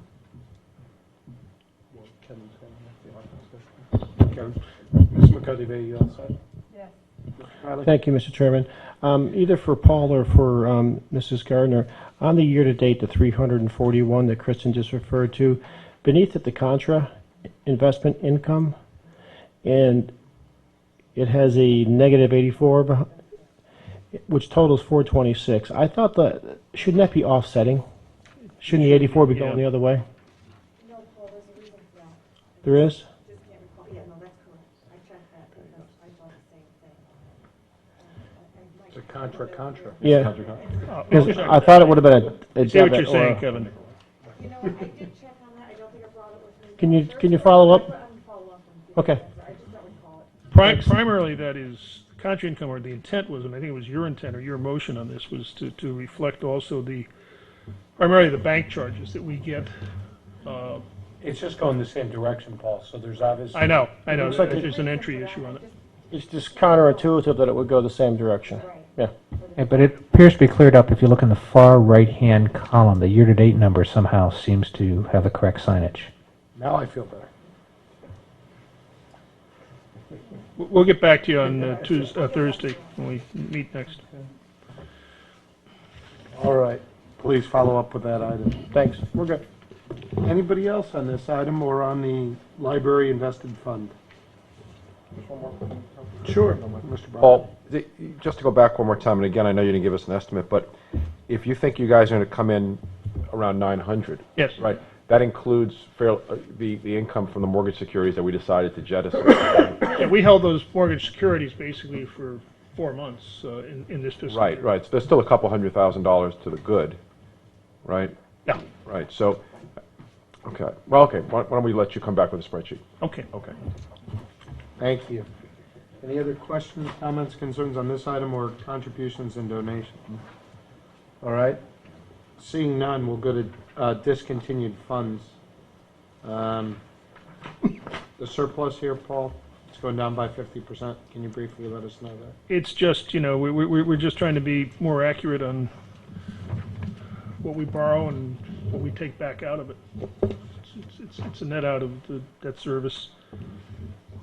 So explain to us how the account works briefly, please. Basically, when projects are bonded, and I think the thing that we're struggling with right now is and I don't have an answer right now. For example, do we close out Fairfield Woods in this bond sale? And if we did, we might over bond by a little bit, and then have to bring stuff back. My gut reaction is we're not probably going to, because we're 4 months out from a bond sale. Or really, 4 months out from a bond sale, and we're probably going to have to lock a number on that in mid-June, that we're probably not going to be able to close out Fairfield Woods. We would certainly close out Stratfield because that's close enough. We would certainly likely close out Penfield because that's done. The paving's a pretty simple issue. But if we were to close something out like Stratfield, and then all of a sudden we got more back on state reimbursement because we won't be an audit there. There might be some monies that would float back into the general fund on that. Are there any questions, comments, concerns on this item? Okay, seeing none, we'll go to rents. I'll go to the board. Mr. Hiller, any comments here? I've got a couple of questions if you, after you're done. I think the big comment here is this board realized last year the continuing decrease in the parking authority lease payment, which was an agreement that the previous administration negotiated with the parking authority some 4 years ago. This number will continue to go down over the next couple of years, and it's not a consistent drop, but this drop of 65,000 is one of the bigger ones on an absolute and on a percentage basis.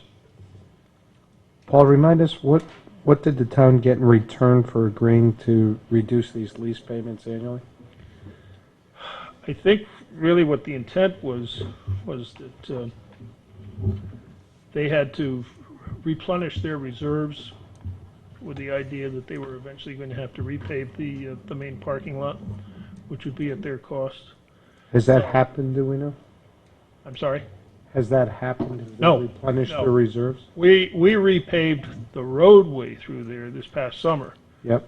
But the surface of the parking lot itself, they had built up a reserve. We've just received within the last 30 days their audited financial statement, which I'd be happy to share with the board. They, going back 7 or 8 years ago, prior to renovations at the stations, had balances of about $1 million, and their intent was to try to get back up to some of those levels so that they could do some projects like a repaving or lighting or anything like that might come up. And where does that balance stand now? Let me get back to you. I don't want to just give a number right off the top. I had to go back to their audited statements, which we have. And if they don't use that reserve for that intent, do we get those funds back? Because we Does obviously... the town get them back? Yeah. No. Yeah, The parking authority is a separate agency. I understand, but we made an agreement with them to lower the lease payments each year. And I believe what you're saying is our quid pro quo for agreeing to that was that they take those funds and then they reinvest them into the facility. So if we've agreed to the lower lease payments and they haven't done that reinvestment, I don't think that the intent was, and I don't think the surface of the lot is at a point where it needs to be resurfaced, in the next 12 months. But I think their intent was to build up their reserves so that they could do that and any other maintenance projects they might need at the buildings. Yeah. Mr. Chair, if I might, and it might be worthy to, at one of the quarterly reviews, have the parking authority come in and step through their business model. I think it'd be great. The gist of it's this. The state leases them the state land for $1. Yep. The parking authority collects all the parking revenue, Yep. all the daily parking permits and the annual parking permits we sell. Yep. They rent out space to people like Naughty Dolphin, Fairfield Cab, whatever that business that will go into the Southport station. They then use that to run their operations. They pay for staff, they pay for the improvements, they pay our rental fee.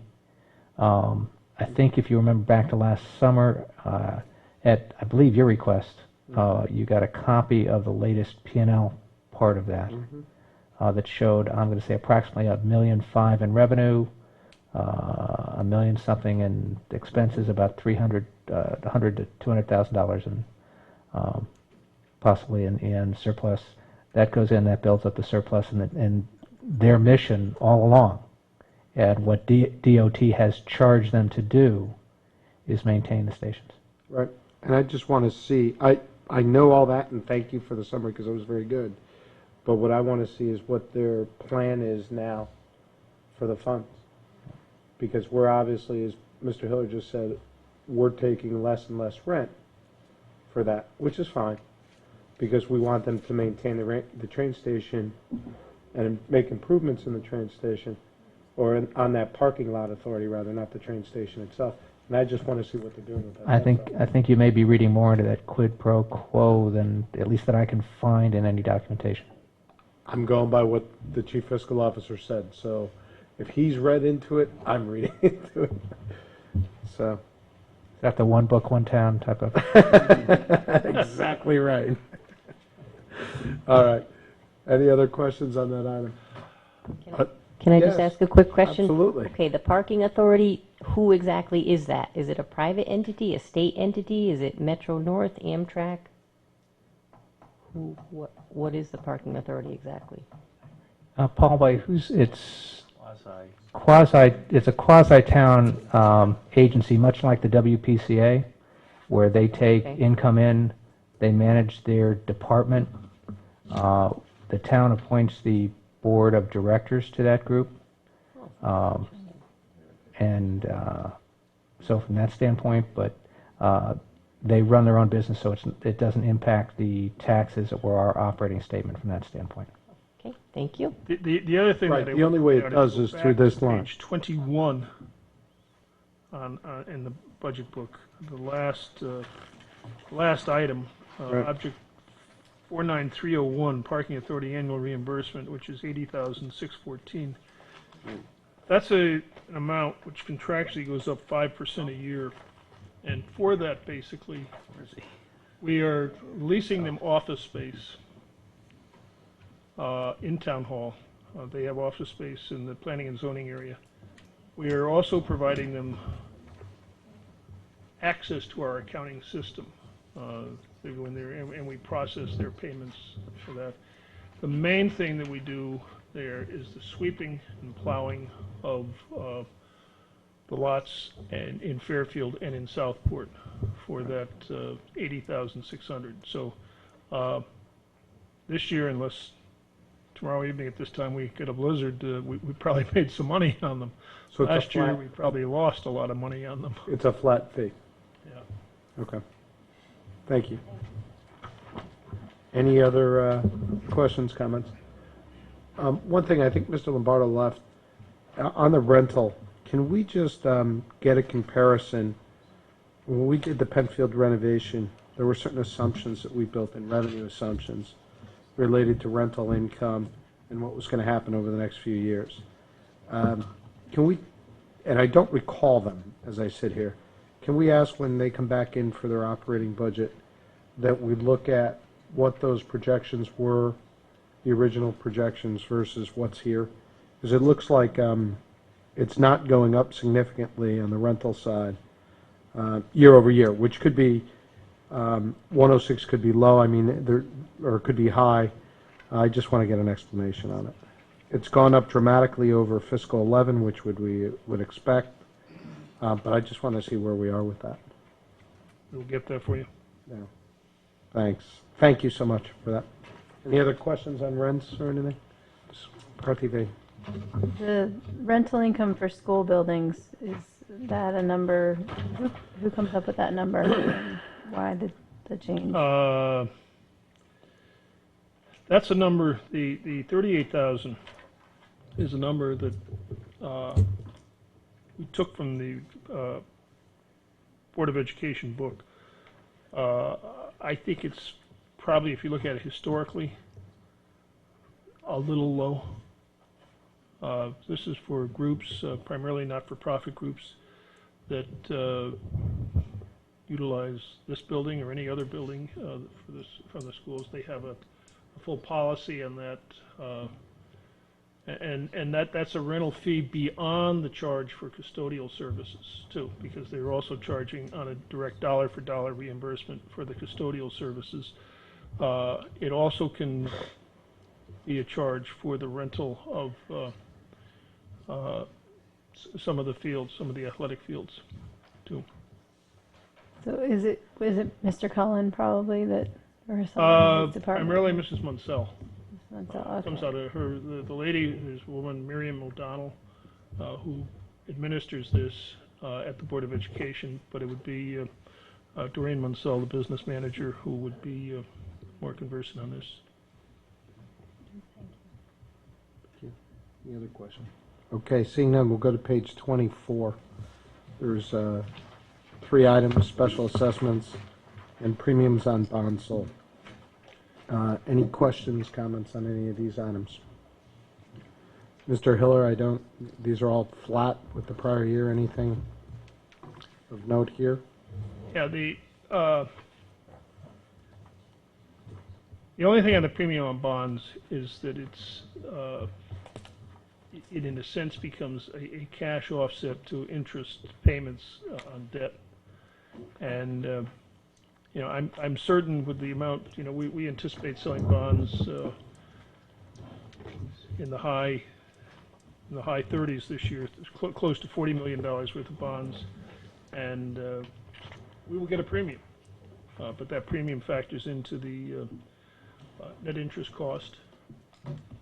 And do we take it as revenue right now, or do we reduce out years? And it's a trade-off. We can look at that once we know what that number is, and once we see what our revenue picture is. Thank you. Anybody else? Ms. McCarthy, Vahey. Just back for a second to recreation, if Sure. I may. When we talked to Mr. Lombardo about Penfield, I'd also like to ask him about the field rentals as well. So just to note that for field rentals, 42,509. Great. Anybody have anything else? Any questions for Mr. Hiller on revenue? Mrs. Gardner? You can question him if you like. I found the note on the township investment. You're right, We could take it offline. Yeah, let's take it offline. That's fine. Yeah. Thank you. Anybody else? Mr. Hiller, I want to thank you for the time and effort and for walking us through these 10 pages of estimates. Anytime, and I think what we will do, obviously, as we get closer in the next 4 weeks, if we know of anything certainty on any of these things. One line that we didn't touch on, I know Mr. Kiley had touched on before, is the phone access lines, which has been dropping precipitously. We don't know right now what we're going to get this year on that line, and this has been a complaint from all municipalities. We will probably find that out in the next 30 days from OPM. This is basically a personal property tax on the phone companies because they don't pay it, but it's been dropping as people get away from hardline phones and go to cellular phones. It's been dropping precipitously, and we anticipated this year that it would drop, and we anticipated next year it would drop. But we'll see what happens when we get a handle on. That's one that perhaps should have highlighted. Thank you, Mr. Hiller. All right, I'd like to thank everybody for their time and attention. Long night, a good night. We accomplished a lot. We're on track. We're back at the school's headquarters on Thursday evening at 7 p.m. And we'll be speaking to the Board of Education. So, do I have a motion to adjourn? Mr. Bolito, do I have a second? Get out of here. Do I have a second? I'm going to take Mrs. Gaffney. All in favor? Opposed? Abstentions? We're out of here. Thank you. Bob, all I know is you better get your pet.